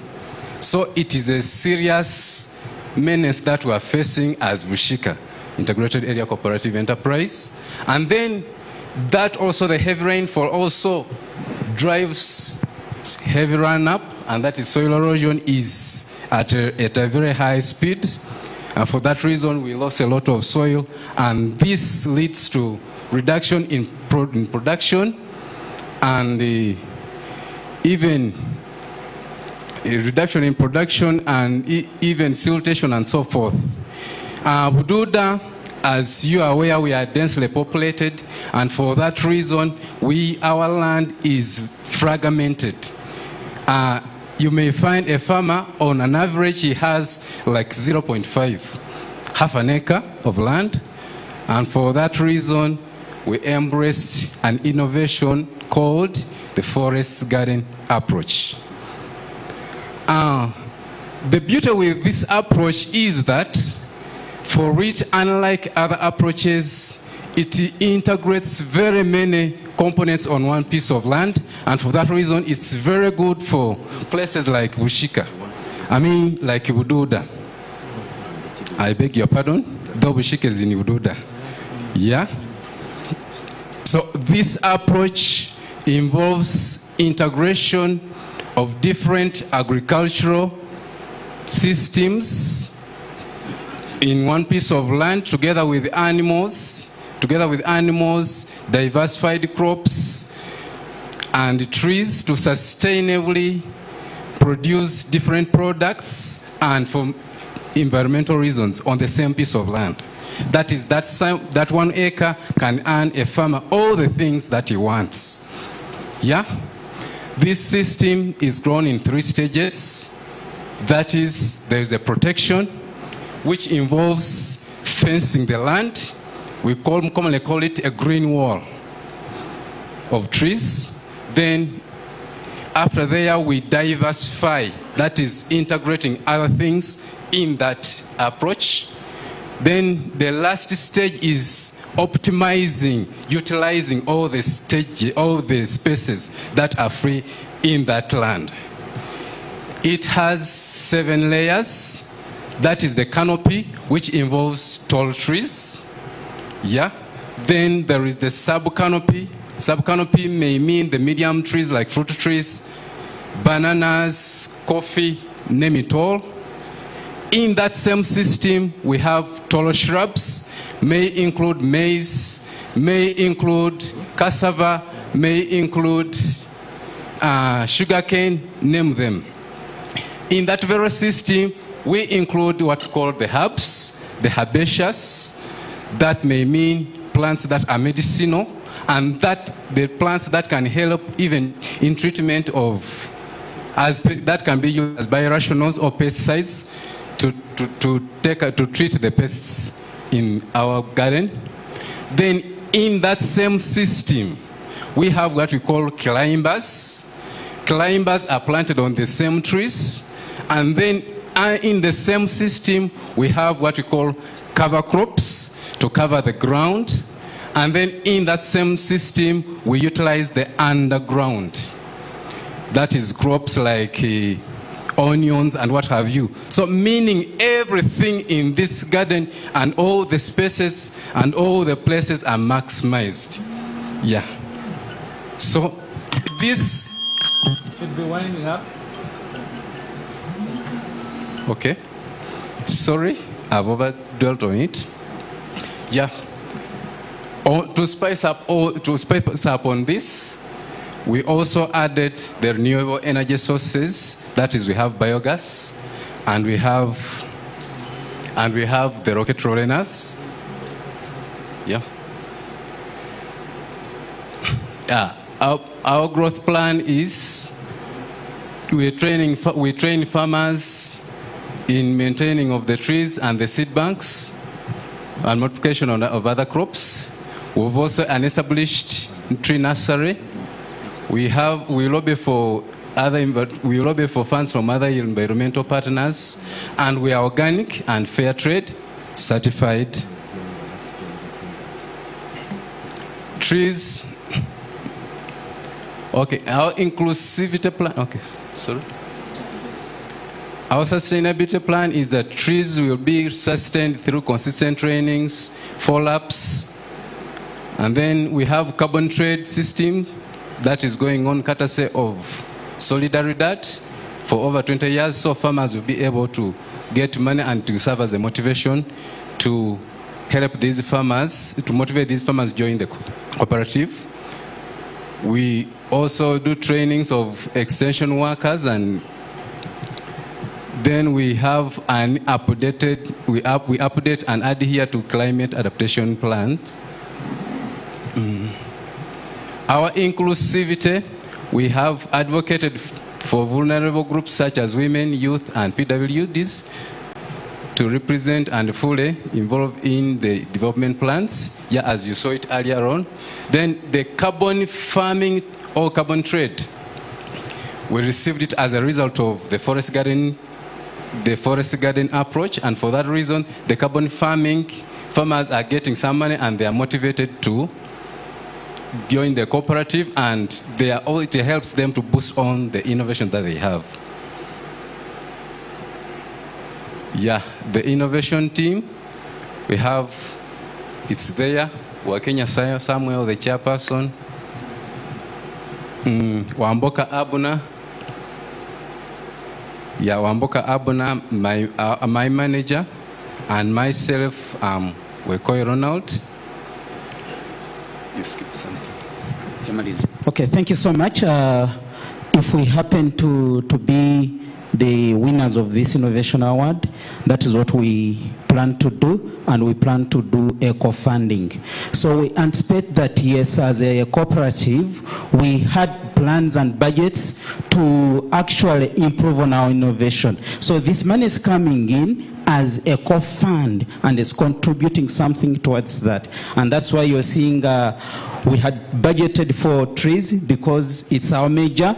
Then we have the rocket runners, because we believe that in Wishika, we produce organic coffee and we roast our coffee locally. So this is fetching in a lot of money for our farmers and for the cooperative as well, because this coffee goes for 20,000 Ugandan shillings, half a kilogram of coffee as compared to these others. Then also, we anticipate to do purchase of improved beehives. We talk about honey.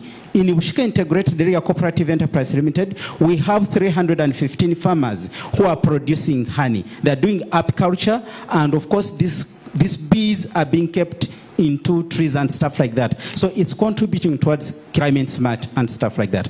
Out of honey, it's a side kind of business, and farmers are earning because each liter of honey goes for 30,000 Ugandan shillings. So on average, a beehive gives 15 liters of honey. Just imagine the value of money a farmer earns as a side income. And of course, as a cooperative, when we do value addition to it. Then of course, as a cooperative, we've anticipated of certifications. He talked about being double certified, organic and fair trade. Yes, it is happening in Wishika. So we believe that with this innovation, we have great heights to move. And as a cooperative, we anticipate that when we get this money, we shall enroll our 200 more farmers onto forest garden approach so that they can see, they can test, and they can enjoy the benefits of climate smart. Thank you so much for God and my country.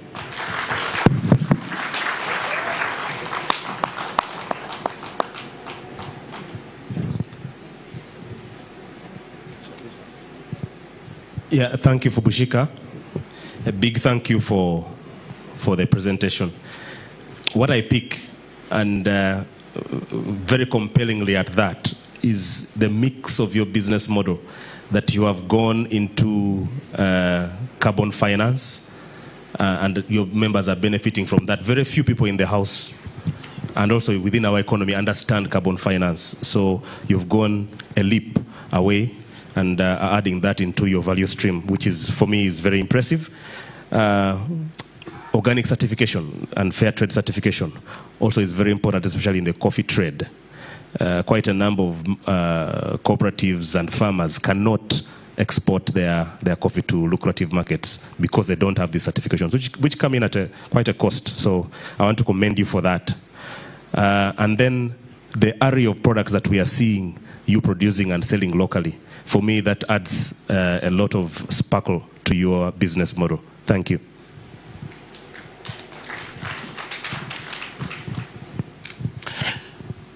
Thank you very much for thinking about the forest garden approach. And thank you for thinking beyond business, but also thinking environment.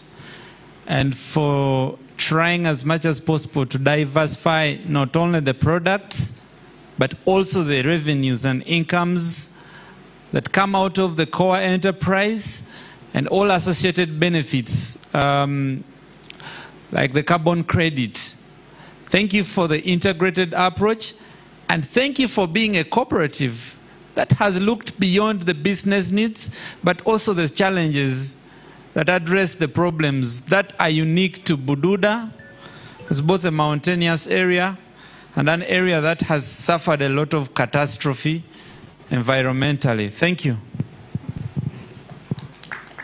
I would first of all congratulate you to reach this far, and I would just add my voice to congratulate you or to thank you for the innovation, especially regarding the challenge that you are facing currently, and proving that it's possible to stay within the economic, have economic activities, and also protect your families, and beyond that, participate in the bigger part of the economy, exporting your coffee and having it to that level of quality, being organic certified and being fair trade.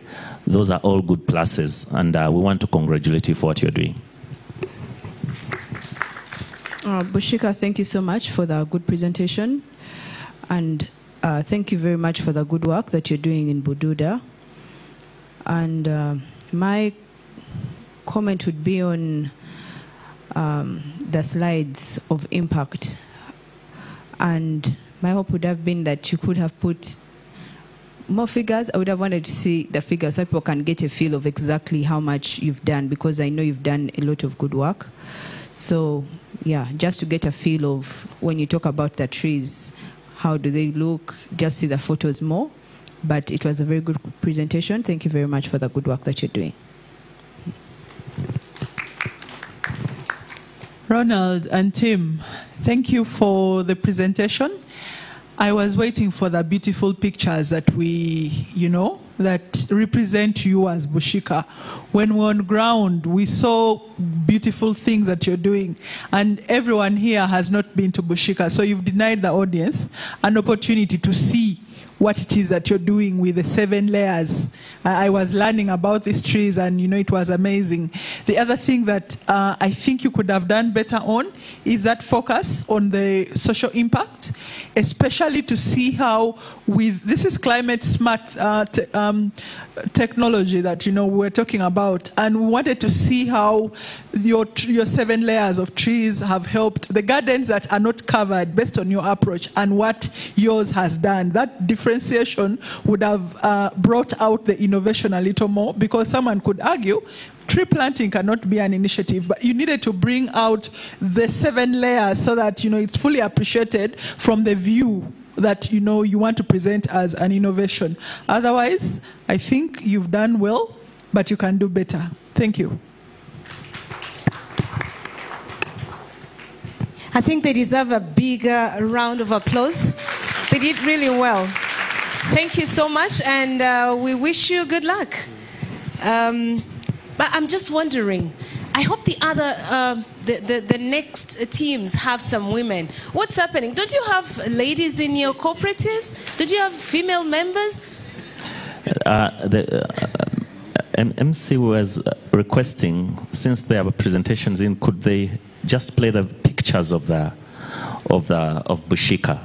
Okay. Because they're there on that same presentation at the very bottom. Let them play them so that the audience is able to see what they're doing. Okay, so I think while the technical team helps us get that video playing, I'd like to invite the next team onto the podium. And that is none other than Amuka Coffee Producers and Marketing Cooperative Society. And this team is led by Mr. Okello Andrew Awan. The name is Amucha. Amucha. Yes. Oh, I'm sorry. The name of the cooperative society is Amucha Coffee Producers and Marketing Cooperative Society. Could we have the video of Bushika play? Okay, and as the team settles down, ladies and gentlemen, please allow me also recognize the presence of, from the Ministry of Trade, we have special representation by Miss Rosette Arujo. She is the officer in charge of, from the Office of the Registrar, that is from the Ministry of Trade, Industry and Cooperatives, our mother ministry. Welcome and thank you so much for making time for this very, very important event. I wonder where she's seated. You're very welcome.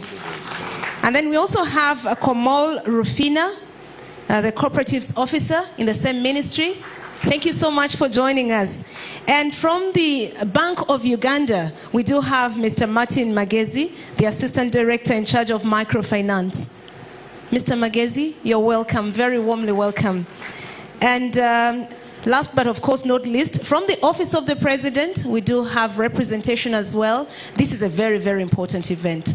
So we do have representation from the Office of the President as well, and that is none other than Mr. Yusuf Mayiga.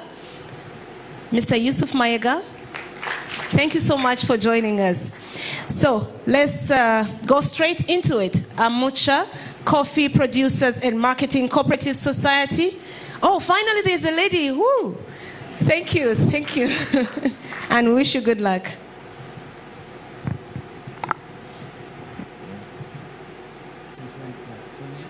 Do you prefer to use this microphone? Just pull it up. Thank you so much. Like they said, I'm Mr. Okello Andrew Awan. I'm leading this team for Amucha Coffee Cooperative. While we wait for the technical team to sort themselves out, I'm so happy to be here. It has been a very good journey. It has helped the cooperative to grow more, think outside the box, and try to improve. So we are done. Amucha Coffee Cooperative and Marketing Society is located in Lira City. We are formerly in Lira District, but now we're in Lira City.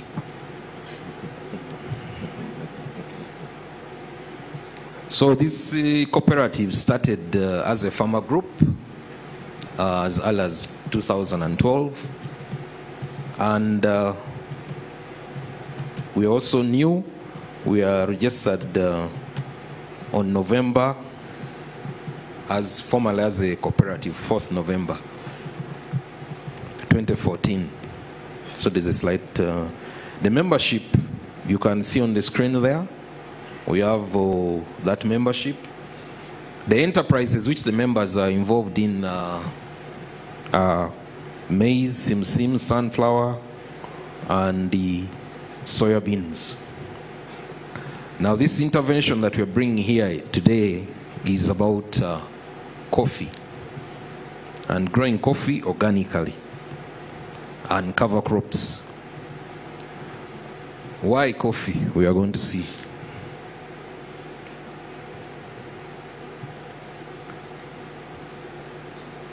So we did a gross margin analysis of the enterprises which the members were engaged in.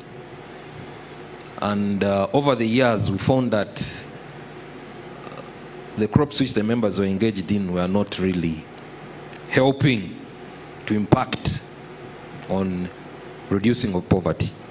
As you can see from that slide there, the gross margin analysis, even when we consider the yields of coffee on the lower end, you find the incomes are high.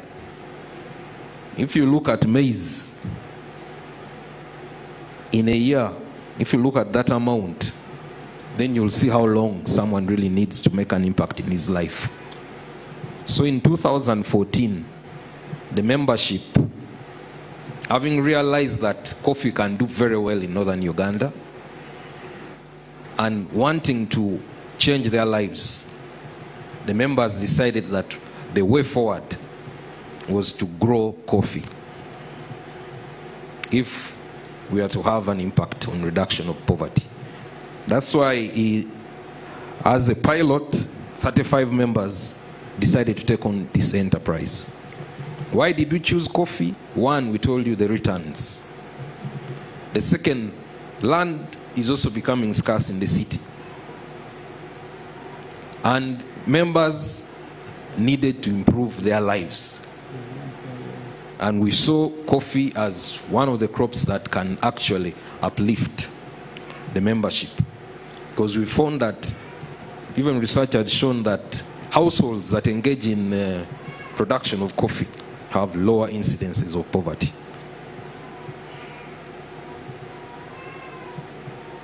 So we didn't just want to grow coffee like any other person. We wanted to grow coffee in a unique way. We wanted to grow coffee sustainably. We wanted to grow coffee with cover crops. One of the cover crops we have discovered, which is very good, is Mucuna pruriens, which some people like abbreviating as velvet beans. We are also using a nitrogen fixing bacteria, phosphate solubilizing bacteria. So we want to work with nature. If you work with nature, you improve your lives and you become more cost effective. Down at the slide there, you can see pictures of Mucuna. Mucuna is a very, very good plant. Some of the pictures we're seeing there are of this year. You can see how hard the drought is, but it's a very good cover crop. In fact, from science, Mucuna can fix up to from 150 pounds of nitrogen to around 200 pounds of nitrogen per acre. Now, when you put that in urea terms, meaning if you plant this in an acre, you're as good as having 3 bags of urea. So you can see it's a miracle crop. First of all, it is cost effective and it brings more returns, controls erosion, at the same time fixes for you nitrogen. So we are killing very many birds with one stone.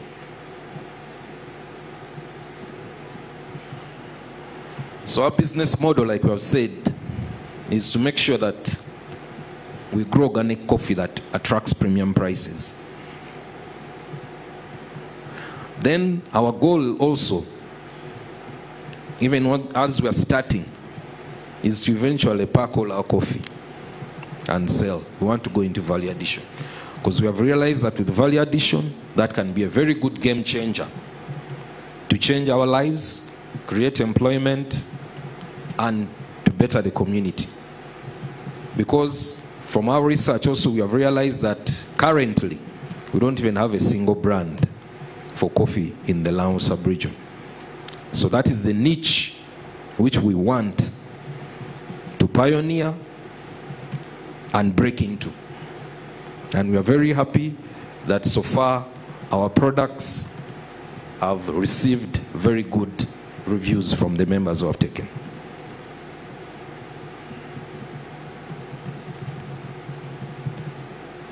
We want to, our growth plan, we want so much to mobilize new members.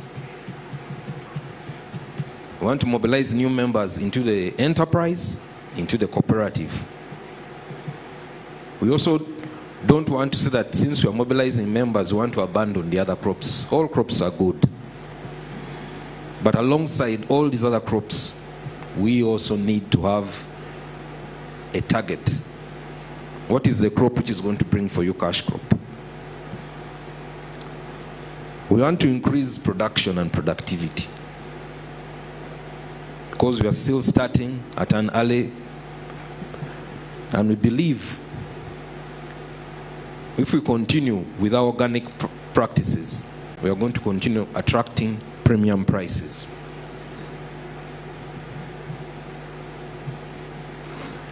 Why our award is very, very sustainable and our innovation is because, like I told you, we are cooperating with nature.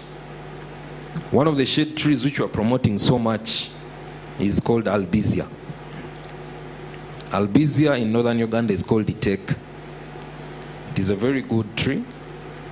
It is a unique tree in that for it, when it is very dry, that's when it will have its leaves. When the rains come, it will shed the leaves, providing very good shade. It is only unique to northern Uganda that you have such a tree species. So those are the trees which we are promoting. And the use of cover crops, like I said before, is sustainable in that it is a low input to drive your nutrients into the soil, which makes it very smart. And with the coffee husks which we are having, we intend to take it back to the field. We have been marketing our coffee and as Chiboko, and we found that we have been losing a lot, both in prices and also in organic matter. Because when you sell as Chiboko, you've also sold the green bean, you've also sold the husks.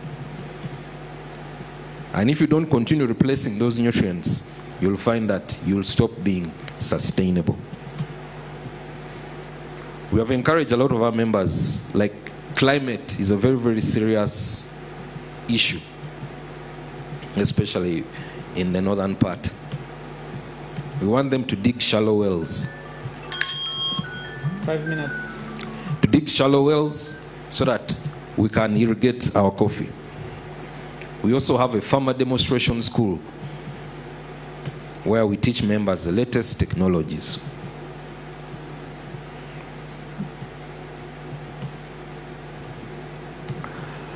We have impacted so much the community because we are inclusive, the youth, women, men. We believe in exclusive growth for everyone.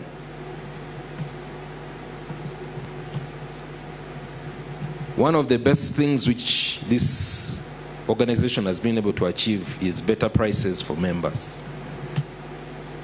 28 of our members have constructed permanent houses, although 2 are still in grass thatch houses, 5 are still in semi-permanent, but we believe that the direction and the trajectory is good. A lot of the members have managed to educate their children. And some now are even going as far as even taking care of the grandchildren.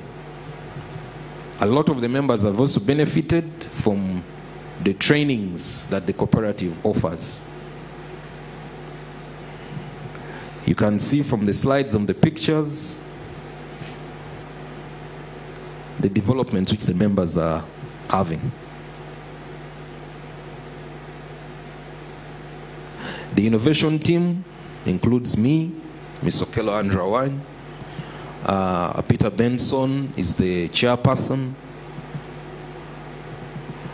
The rest are not here, but we have very many partners for the cooperative, like Uganda Coffee Development Authority, Lira local government, our commercial officer is here with us, and Utamansi. They have been buying the coffee from this cooperative. We believe, since we are going to win this award, this is how we tend to spend this money.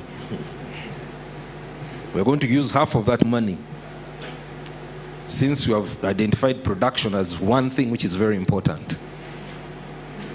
We want to expand our production and then also invest in our processing facilities, and then we are also not forgetting training of the membership, since we are still starting, and we believe this journey is going to help us a lot.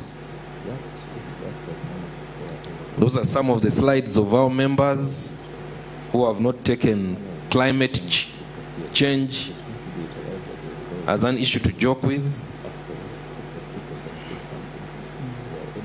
That's the Itek or Albizia, which I told you about. That's the shade tree in the background. This was on the day of selling, collective marketing of coffee. That's the finished product, which we have ventured into beginning of this year. Thank you very much for being a very, very attentive audience.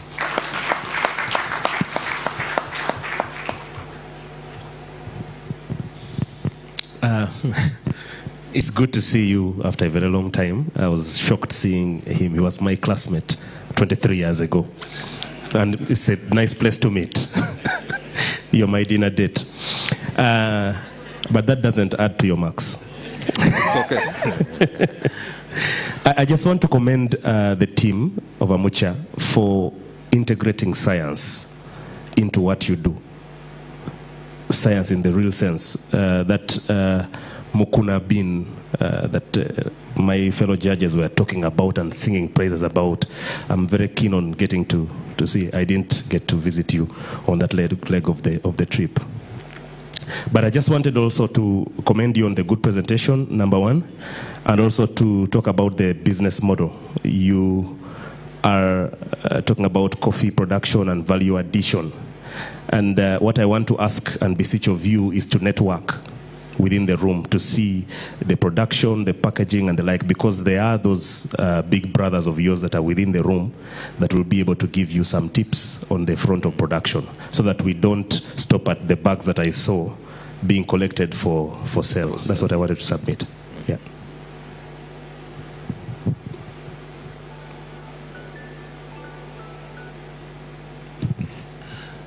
Thank you so much, Amucha.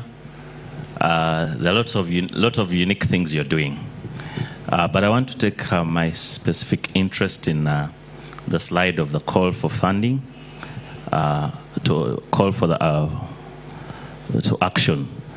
I would give a very big plus to the fact that you want to use money as a revolving fund.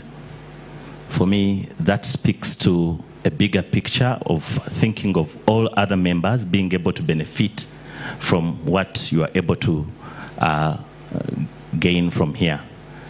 My prayers are with you. Thank you so much. Thank you so much to the Amucha team. Andrew, thank you for the presentation. Personally, I'm very impressed by the fact that, as you keep mentioning, you have taken what your environment or region is offering and use that uniqueness to improve the livelihoods of your community. So thank you for that presentation. You ran so fast past the business model.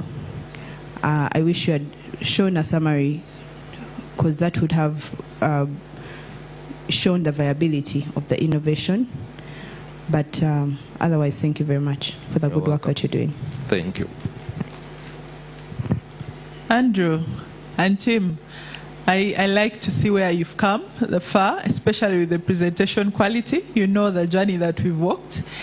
And I also like that, you know, today we're able to see more impact indicators of what you're doing with coffee, which is a new solution to income in Lango and northern Uganda. I would also like to say that your packaging and your branding is still something that needs work to be done. And I was hoping that part of the money, if you win, you know, you would be thinking about packaging. You know, marketing is something that we all should value. It's imagine you're out there and you're dating. You would look for this one who is well packaged. So I'm not if you put Amusha and the other coffees that have been brought here, I don't know who would catch Amusha as the bride. So it's something that you might want to look at. But overall, I think we have grown, and I wish you well. Thank you.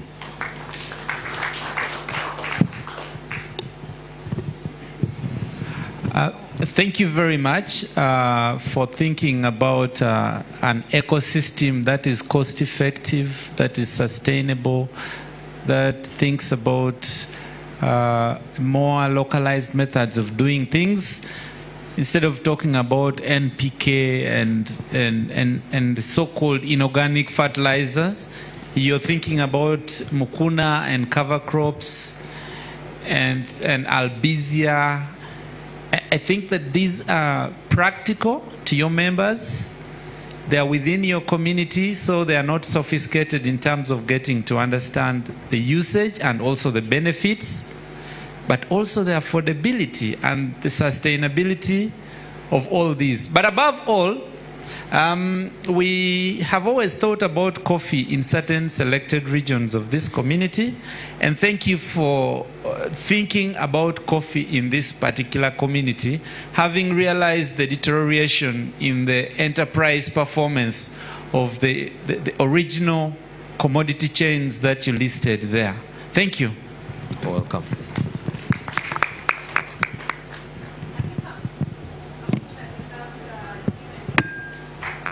Bigger round of applause for the very, very wonderful presentation. Thank you very much.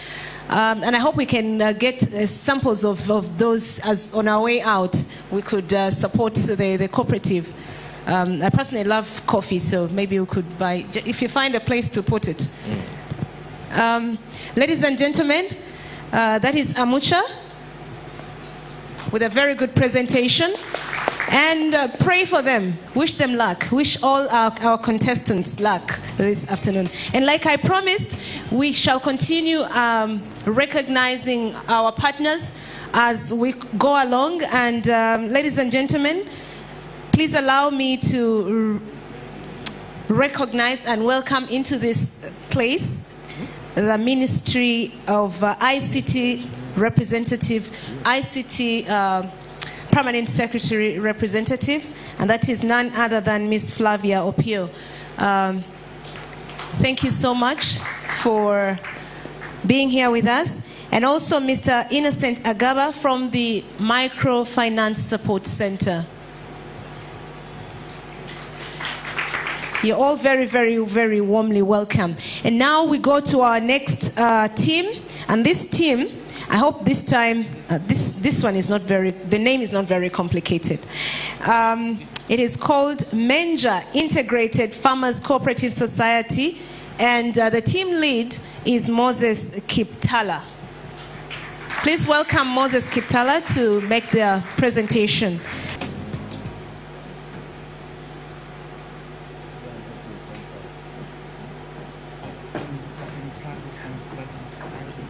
Good afternoon, ladies and gentlemen. My name is Kiptala Moses. I come from Menja Integrated Farmers Cooperative Society. This is a new society. The new society which was established in 2008 as a farmer organization.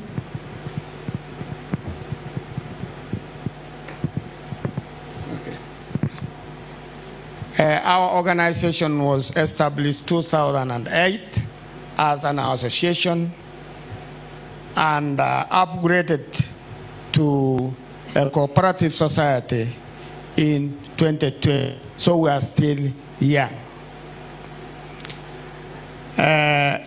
We have registered members of 168 members, with a share capital of 122 million.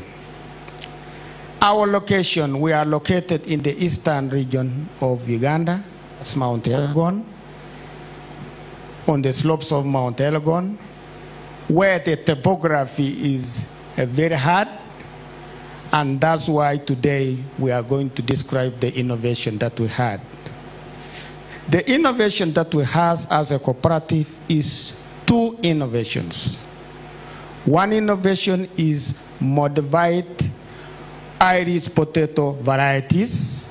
We are calling it modified because of the reasons down there. Number two is irrigation system. which we shall see the slides.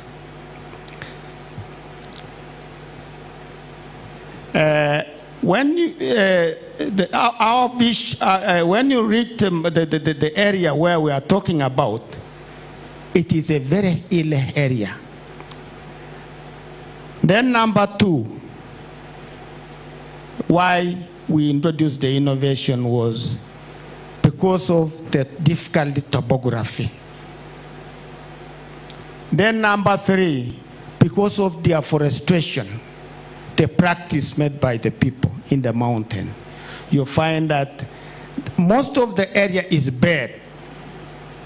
And given now the challenge of the changing weather patterns, it creates a problem. So the main issues in the mountain is the soil erosion, which is rampant. There is soil degradation. And you see the two, once they go in hand, the last thing is reduced fertility of the soils. And that is where the problem is. And because of the rain pattern, like my friend mentioned about the rainfall in the eastern region, it is too much. So what happens is when there is too much, because of the changing weather patterns, sometimes we have heavy rain, and sometimes we have prolonged droughts. And this one affects farming, more especially the potato production. Because we are not doing only potato, we are doing potato production, cabbage, onions, maize, name them, because these are very important for crop rotation. Down there now, if I go to the integrated climate smart agriculture, why? We wanted to have that in order to create the resilience on how farmers can reap on their farming, and at the same time, even if these rain water patterns are not coming well. So the innovations I'm going to mention two, and one of them is how do we make modified iris potato? Potato is well consumed throughout in the country now, and it is very good crop, which is consumed, more especially now that we don't have enough firewood to produce charcoal. So for us, we are ventured in two ways. One, because of the topography, not all crops like different regions. So we are ventured only in what we call the Taurus, the potato which has short maturity, are almost just 75 days. It can be sold, the made crisps, earning us more money, and then it is tolerant to diseases. So then the other one, when you go to gravitational flow scheme, you will see it down there. This is an innovation we have made because of the topography that we are living in. And our rivers are flowing up from the mountain, and the mountain is a national park. May I request the person controlling the presentation to move to where he's referring us to? Yes. Thank you. So what we have done now, what we have done is under innovation of modified potato, iris potato.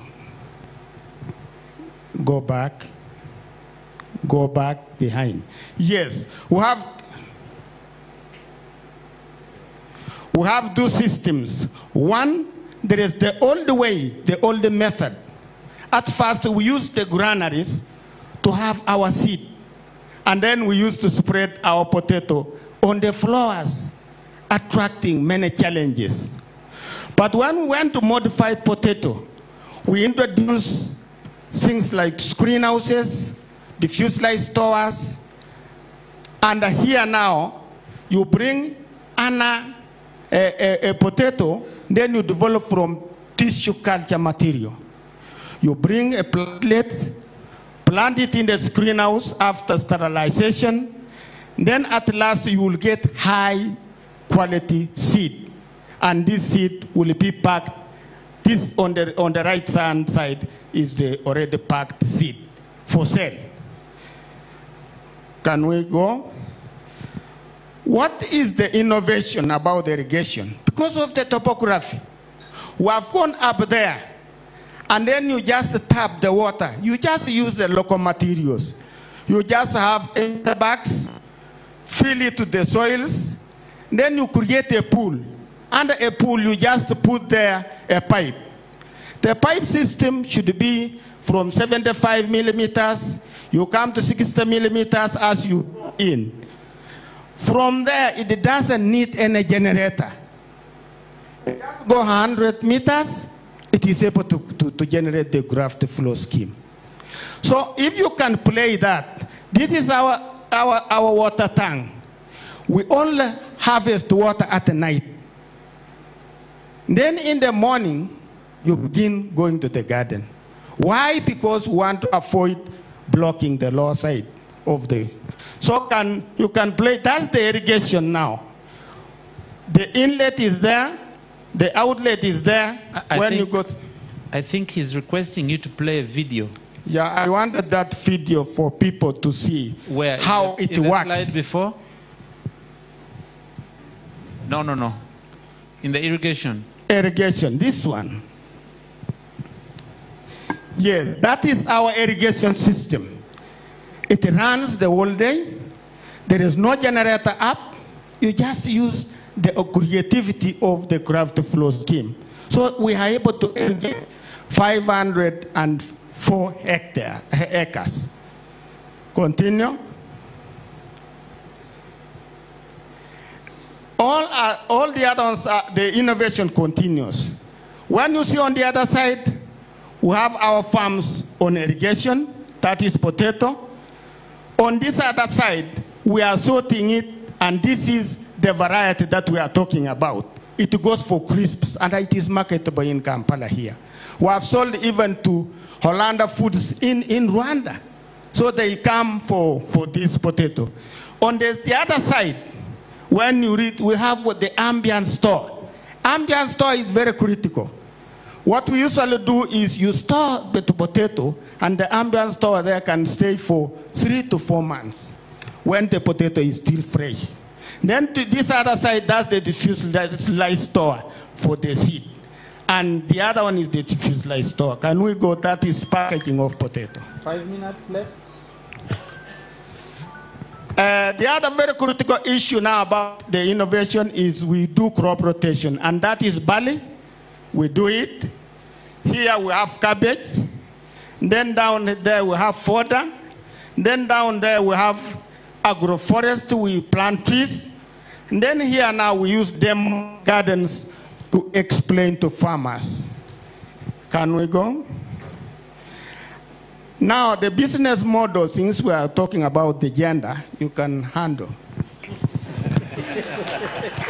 Now, the cooperative realizes the revenue from 2 revenue streams, and that is sale of seed and wear potato.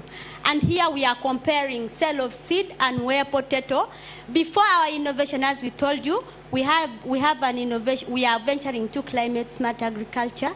And then before we innovated and after. So down here we see prior to the innovation, on average, the members have 504 acres of land. And on average, an acre produces 20 bags of 100 kilos, which when you multiply, you get 10,080 bags. When you sell that, because prior to the innovation, we didn't have stores that can store for some time to get market. We shall get that money, the revenue, and then we shall get a commission. For us, our farmers give us a commission of 5%, which gives us 20 million to the cooperative. But the innovation up small. After the innovation, kindly let's put it up.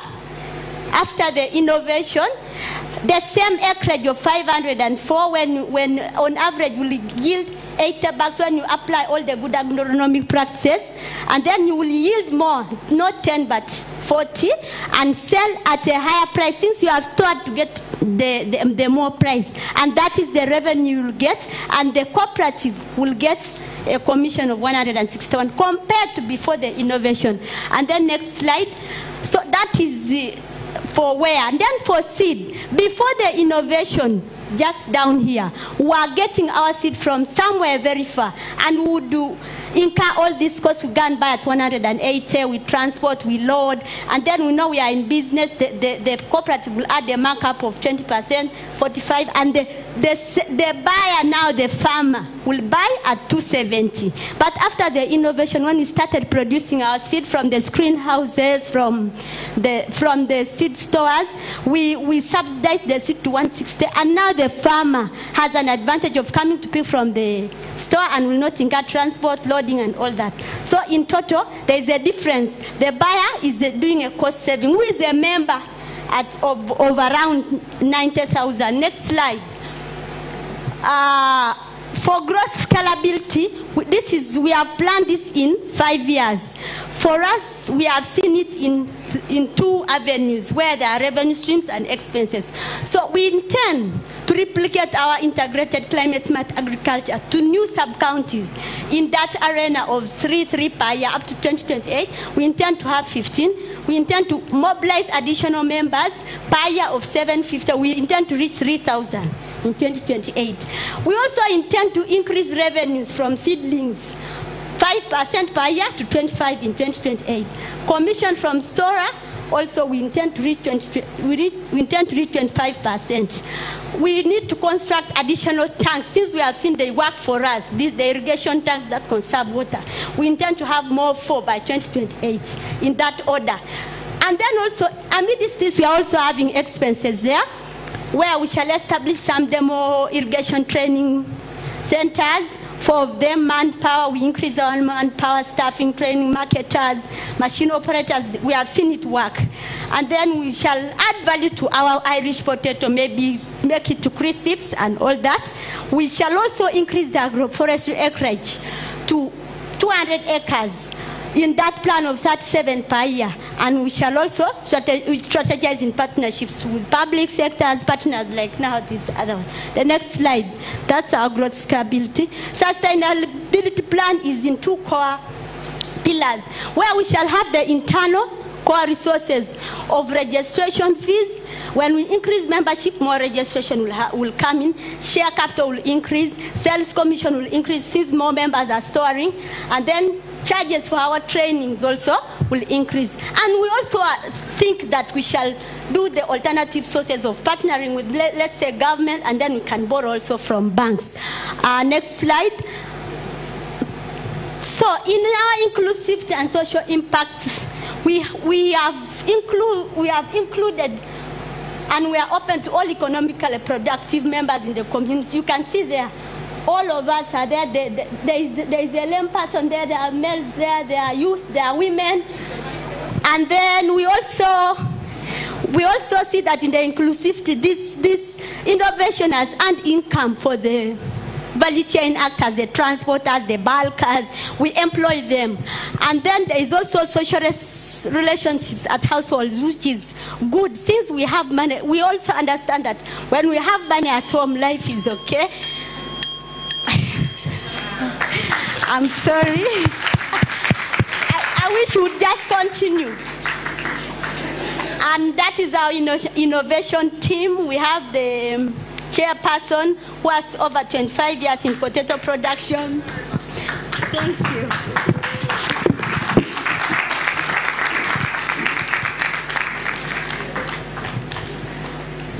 Yeah, thanks Menja. What we saw and what we heard tallying up. Thanks for the great presentation. A round of applause, especially to the lady. No, what I pick out of your presentation, with all the evidence that we saw in the field and what we have been able to see in here, is that yours is an innovation that is in motion. There's nothing futuristic about it because you're already living in the future. And this is really, really compelling. And we hope that other cooperatives can be able to pick some notes here, especially those who are dealing in various crops besides their main crops that they work with. So thanks for that. Thank you for picking up opportunities where there are challenges, or rather converting your challenges into opportunities. You don't belong to the group of Ugandans who say, you know, government, you know, the budget, you know, the economy, and so on. You have a difficult topography, there is deforestation, there are climate changing weather patterns that make your resilience a priority need for you and your membership. These are difficult livelihood situations, and you have thought out how not only to promote food security, but also to make money out of this, and also to conserve the environment. It's an integration of a lot of approaches there, and it's a lot of work, it's a lot of thinking, it's investment, and it is a lot of resilience. Thank you. I wouldn't have added anything, but you know, Betty, the cloud almost held me in the mountains of Quen. And so there's a debt. I pray we don't pay it today. But we want to appreciate the innovation that you're bringing on board. And for me, it's an opportunity for the world and people across to see that there are many things we can work around to change our environment, our livelihoods, without necessarily having to invest a lot of money. And for me, that's a very big plus. We are talking of innovations that are requiring us not to pay electricity bills. We are not buying generators or pumps, but we are thinking of ways that we can do or solve our problems around us. And I say thank you for what you're doing. Thank you so much to the team of Menja for this beautiful presentation. Even though you're not able to finish, but at least we got a glimpse of what it is that you wanted to present. My appreciation, on top of what my colleagues have mentioned, would be on three fronts. One is on the research that you have put into this, what you're implementing, the uniqueness of, again, using the topography, what is available to you, and just, understanding your environment and looking for solutions from things that you can quickly, grab without thinking too much out of your community. So thank you for doing the research of understanding this type of potato performs like this. This one will do this one won't do that. The other one is on teamwork, which has been very visible in the presentation that you've made, that as a cooperative you've been able to work together and to include every member, including Betty here. So thank you so much for fronting teamwork, which is very important in cooperatives. And the last one would be on recognizing the importance of partnerships outside of your cooperative. So the importance of continually looking for knowledge to improve what you already have and wanting to work with other cooperatives as well. So well done, and thank you so much. We wish you all the best. Betty and Tim, thank you very much for your presentation. I like that you brought the baby along as part of the innovation team. And thank you for allowing Betty to do what she's done, and to all of you as a team. I'm very excited because of the journey we've walked with Menja. And one of the things they said is, these judges, they are really serious people. They will grill you. And today we see you doing what you've done. I think that growth pattern should continue over and above this Innovations Award. We wish you the very best as we get to the next cooperative. That is the last. Thank you. Please have your seats. I think they already know themselves. That's why they've already walked up here. The next cooperative is called Uganda Central Cooperative Financial Services Limited. That is Uganda Central Cooperative Financial Services Limited. And they are led by Mr. Humphrey Walusimbi. Please take it away. And we wish you good luck.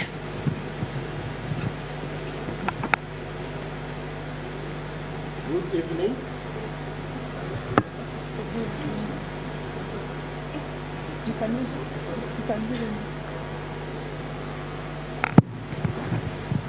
Thank you. Humphrey Walusimbi are my names. from Uganda Central Cooperative Financial Services Limited, joined by my team, the full stack developer, and the products coordinator. So Uganda Central Cooperative was registered on the 28th of that, and we began business in 2009 with a major aim of being a central finance facility to the cooperative movement. We are registered as, of course, as a wholesale lender. Currently, our membership is at 723 cooperatives. We have the regional producing organizations, SACCOs, the SCs, and the unions. So we are majorly a central facility, a central finance facility. So in 2017, that's when we began our digital journey. That's when we looked at our membership. The members we were having, part of our role is to provide monitoring to them, of course lending to them saving with us and all that. But we got reporting challenges. We couldn't get timely reports because our members were not digitized. You ask for a report, you wait for a board meeting to go, we get a consultant, creates a report, then we submit to UCAF to get the loan. So there was that delay on reporting. And of course, a SACCO can look good on paper. In a month, you find it closed. So with such challenges, that's when we thought of digitizing our members. In 2017, that's when we thought of getting a third party, a fintech company, that will do the digitization on our behalf. However, from 2017 to 2019, we had reconnected, out of the 723, we had connected the 200. However, we got challenges. One, our members started dropping out. You've connected them, they drop out. Reason giving to us, it is costly. The people you gave us, the third party, are charging us high. Two, they are not on ground. You realize that most of these fintechs are here in Kampala. Yet, out of the 723, you realize that 80% of our members are rural-based in the villages. So, cost, giving them support was also another challenge. And also, functionality. You know, these fintechs are headed by people, they did IT good, they know how to implement, but they don't have technical backup of how let's say, a banking software for a SACCO should what? Should work. So those are the major challenges. And we thought, personally, I walked to my bosses. I told them the best way, if you want to get the best cup of coffee, it's better you do it your way, yourself rather. So that's when we got this innovation here, SACCOnet. It is a banking software for SACCOs. It is web-based. Most of the softwares we have on market, some are web-based, others are desktop-based. For desktop-based, when you install it on your machine, should anything happen to your machine, you've lost the data and everything. But with cloud-based, data is stored somewhere. Here the SACCO operates, data is sent somewhere. So with that, there's business continuity. Should there be a fire at the SACCO, your data will be safe. So, privilege on such a technology, web-based, that's when we thought of also implementing SACCOnet with web-based functionality. So, in the middle is where we have the data center, situated here in Kampala at our offices. Then here where you're seeing SACCO premises, that's where we provide a SACCO with only a link on their machines to connect to the data center. Should the computers go away, they should get a new computer, connect to where they stopped. Unlike the other softwares we used to have, it is stored on your machine and it's there. Then, like I told you, the challenge, number one challenge was on reporting. Our members were not reporting in time. So that's why we implemented a dashboard. When you send in your loan application to UCAF, we no longer ask for your reports and what? Number one, you have to be digitized. And when you're digitized, with this dashboard here, for the board and managers, We can see how you're performing. So you can't lie to us. Then, as you get to the challenges, we have the ICT support, the other side, the dashboard, where we see, hey, Circle X side, they can't do this, they can't do this. That's where we do that. But on top of that, like I've said, of course, for the ICT support, where we are doing it digitally, even other service providers are doing it. But I told you, our clients, the circles, are rural-based. They are in the village. Even if you tell them, click here, do here, most times they require someone to be there. Previously, we had 3 regional offices. That's when we thought of adding on more 3. That is at Wachu, that is in Gulu. We have one in Mbale, in Bungoko. We have one at Portville, that is in Barara. So those are regional offices with our ICT staff. In case of any challenge, they move in. To solve the other problem, why people were what? Dropping out. Then, secondly, the cost. Before I move to the cost, I've talked about the premise, the dashboard, and the support. And the support, we didn't leave it in the cloud only. That's when we opened the other offices to solve that problem. So, our system, we've also embedded in mobile banking, where the individual, as we make these circles do their business more efficiently,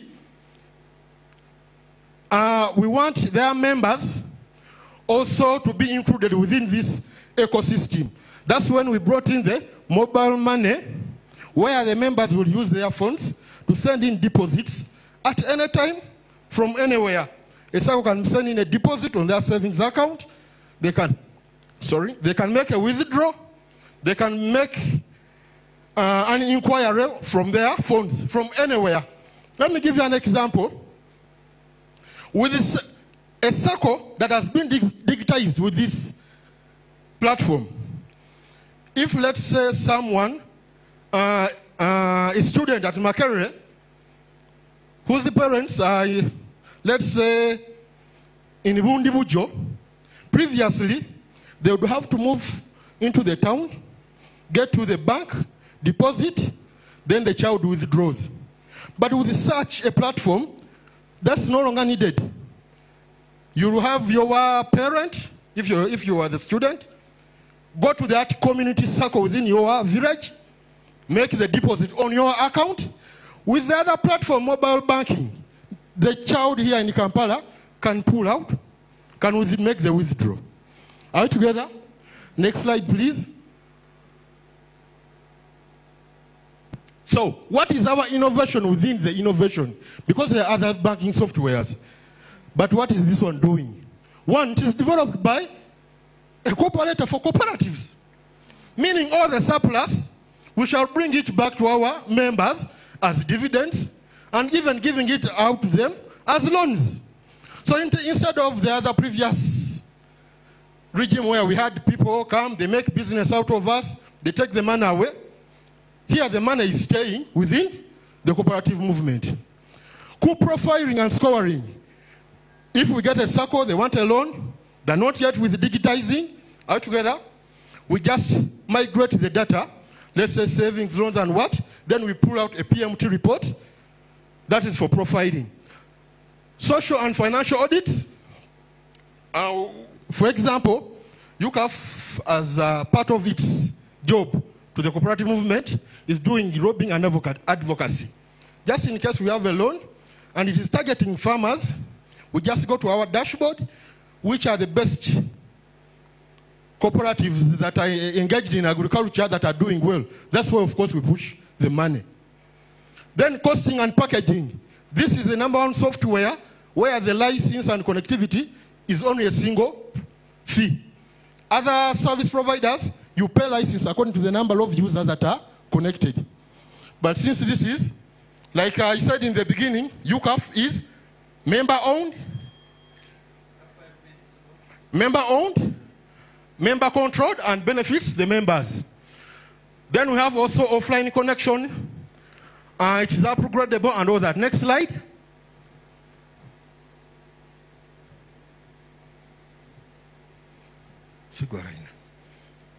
So this is our business model. We expect income to come in from connection, annual license, annual servicing of the computers for our connected circles, and mobile banking. Of course, we shall make some expenses via administration costs, connection maintenance, and the expenses. Next slide.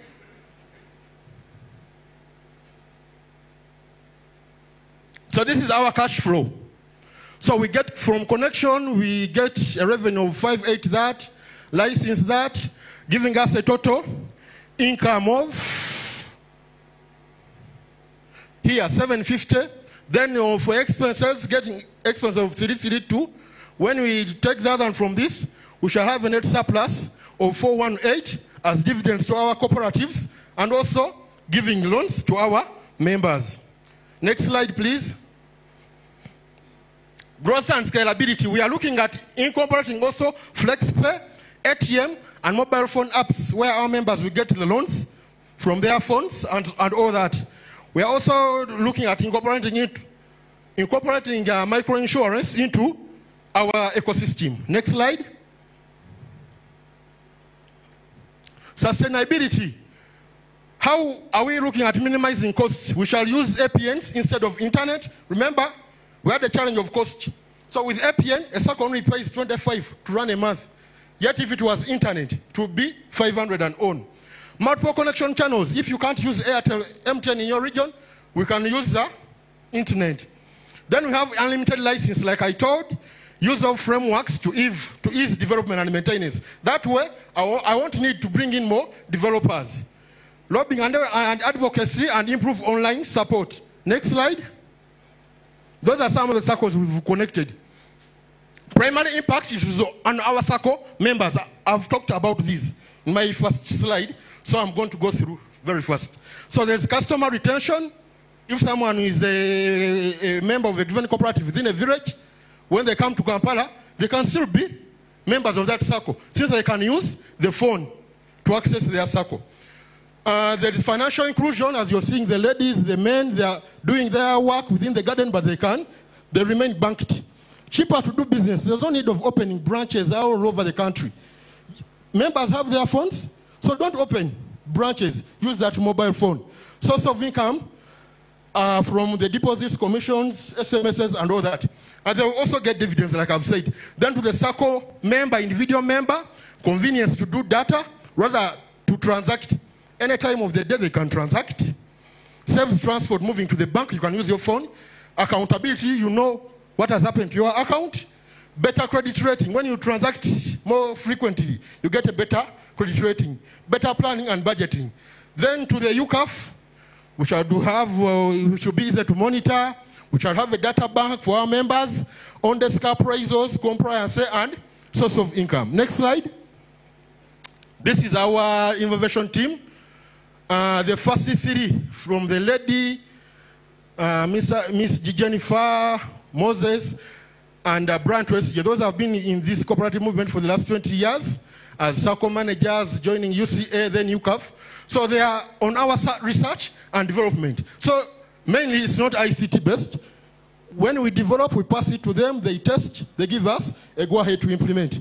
Then the ICT manager and the team down. Next slide.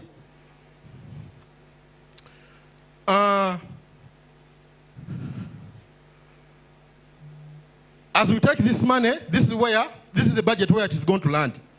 And we are looking at buying physical equipment that when I'm configuring sometime, I will say, yes, this is from Uhuru.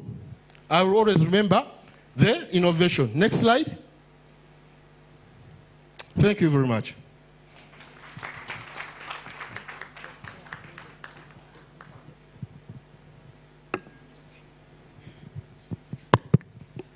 Thank you very much, Humphrey and Tim. If SACCONET was food, we would have eaten it, the energy with which you presented it. So thank you. I think we've grown, just seeing the lines that you're taking today and the confidence and all that. I wish you the best. I can't add more than that.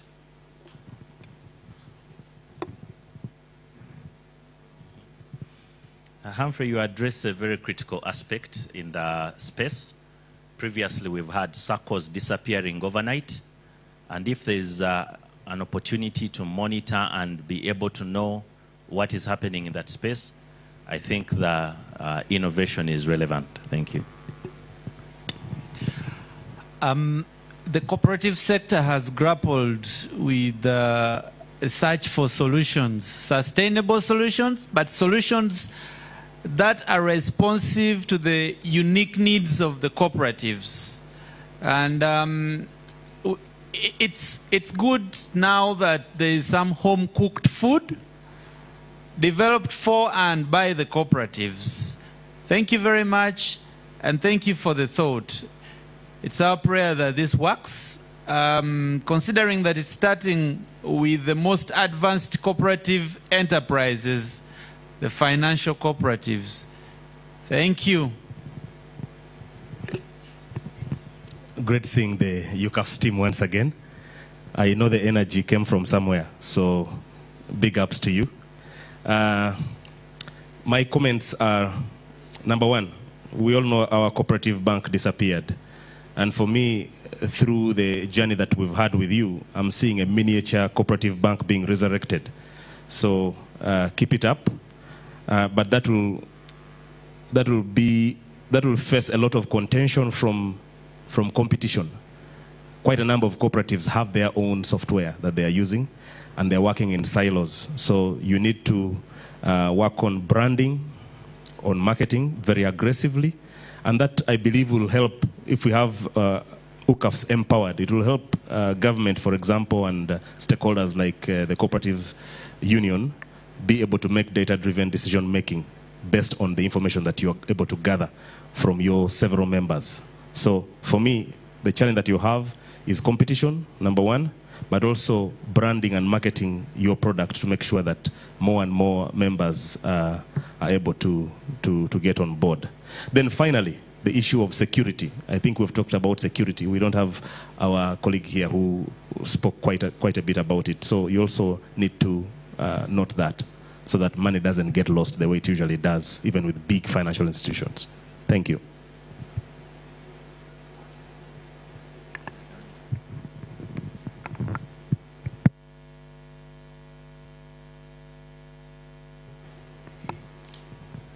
Okay, there we have it. We've heard from all the teams. Thank you so much, and we wish you the best of luck. Please forget me not when you get the 20 million, or the 5 or 10. I'll be right here. My mobile number hasn't changed. So, ladies and gentlemen, the moment of truth has come. Drums are rolling, and so we're going to just remind us about who we have heard from. These were the top 6 cooperatives that participated or that made it to the finals. And these are the Chibinge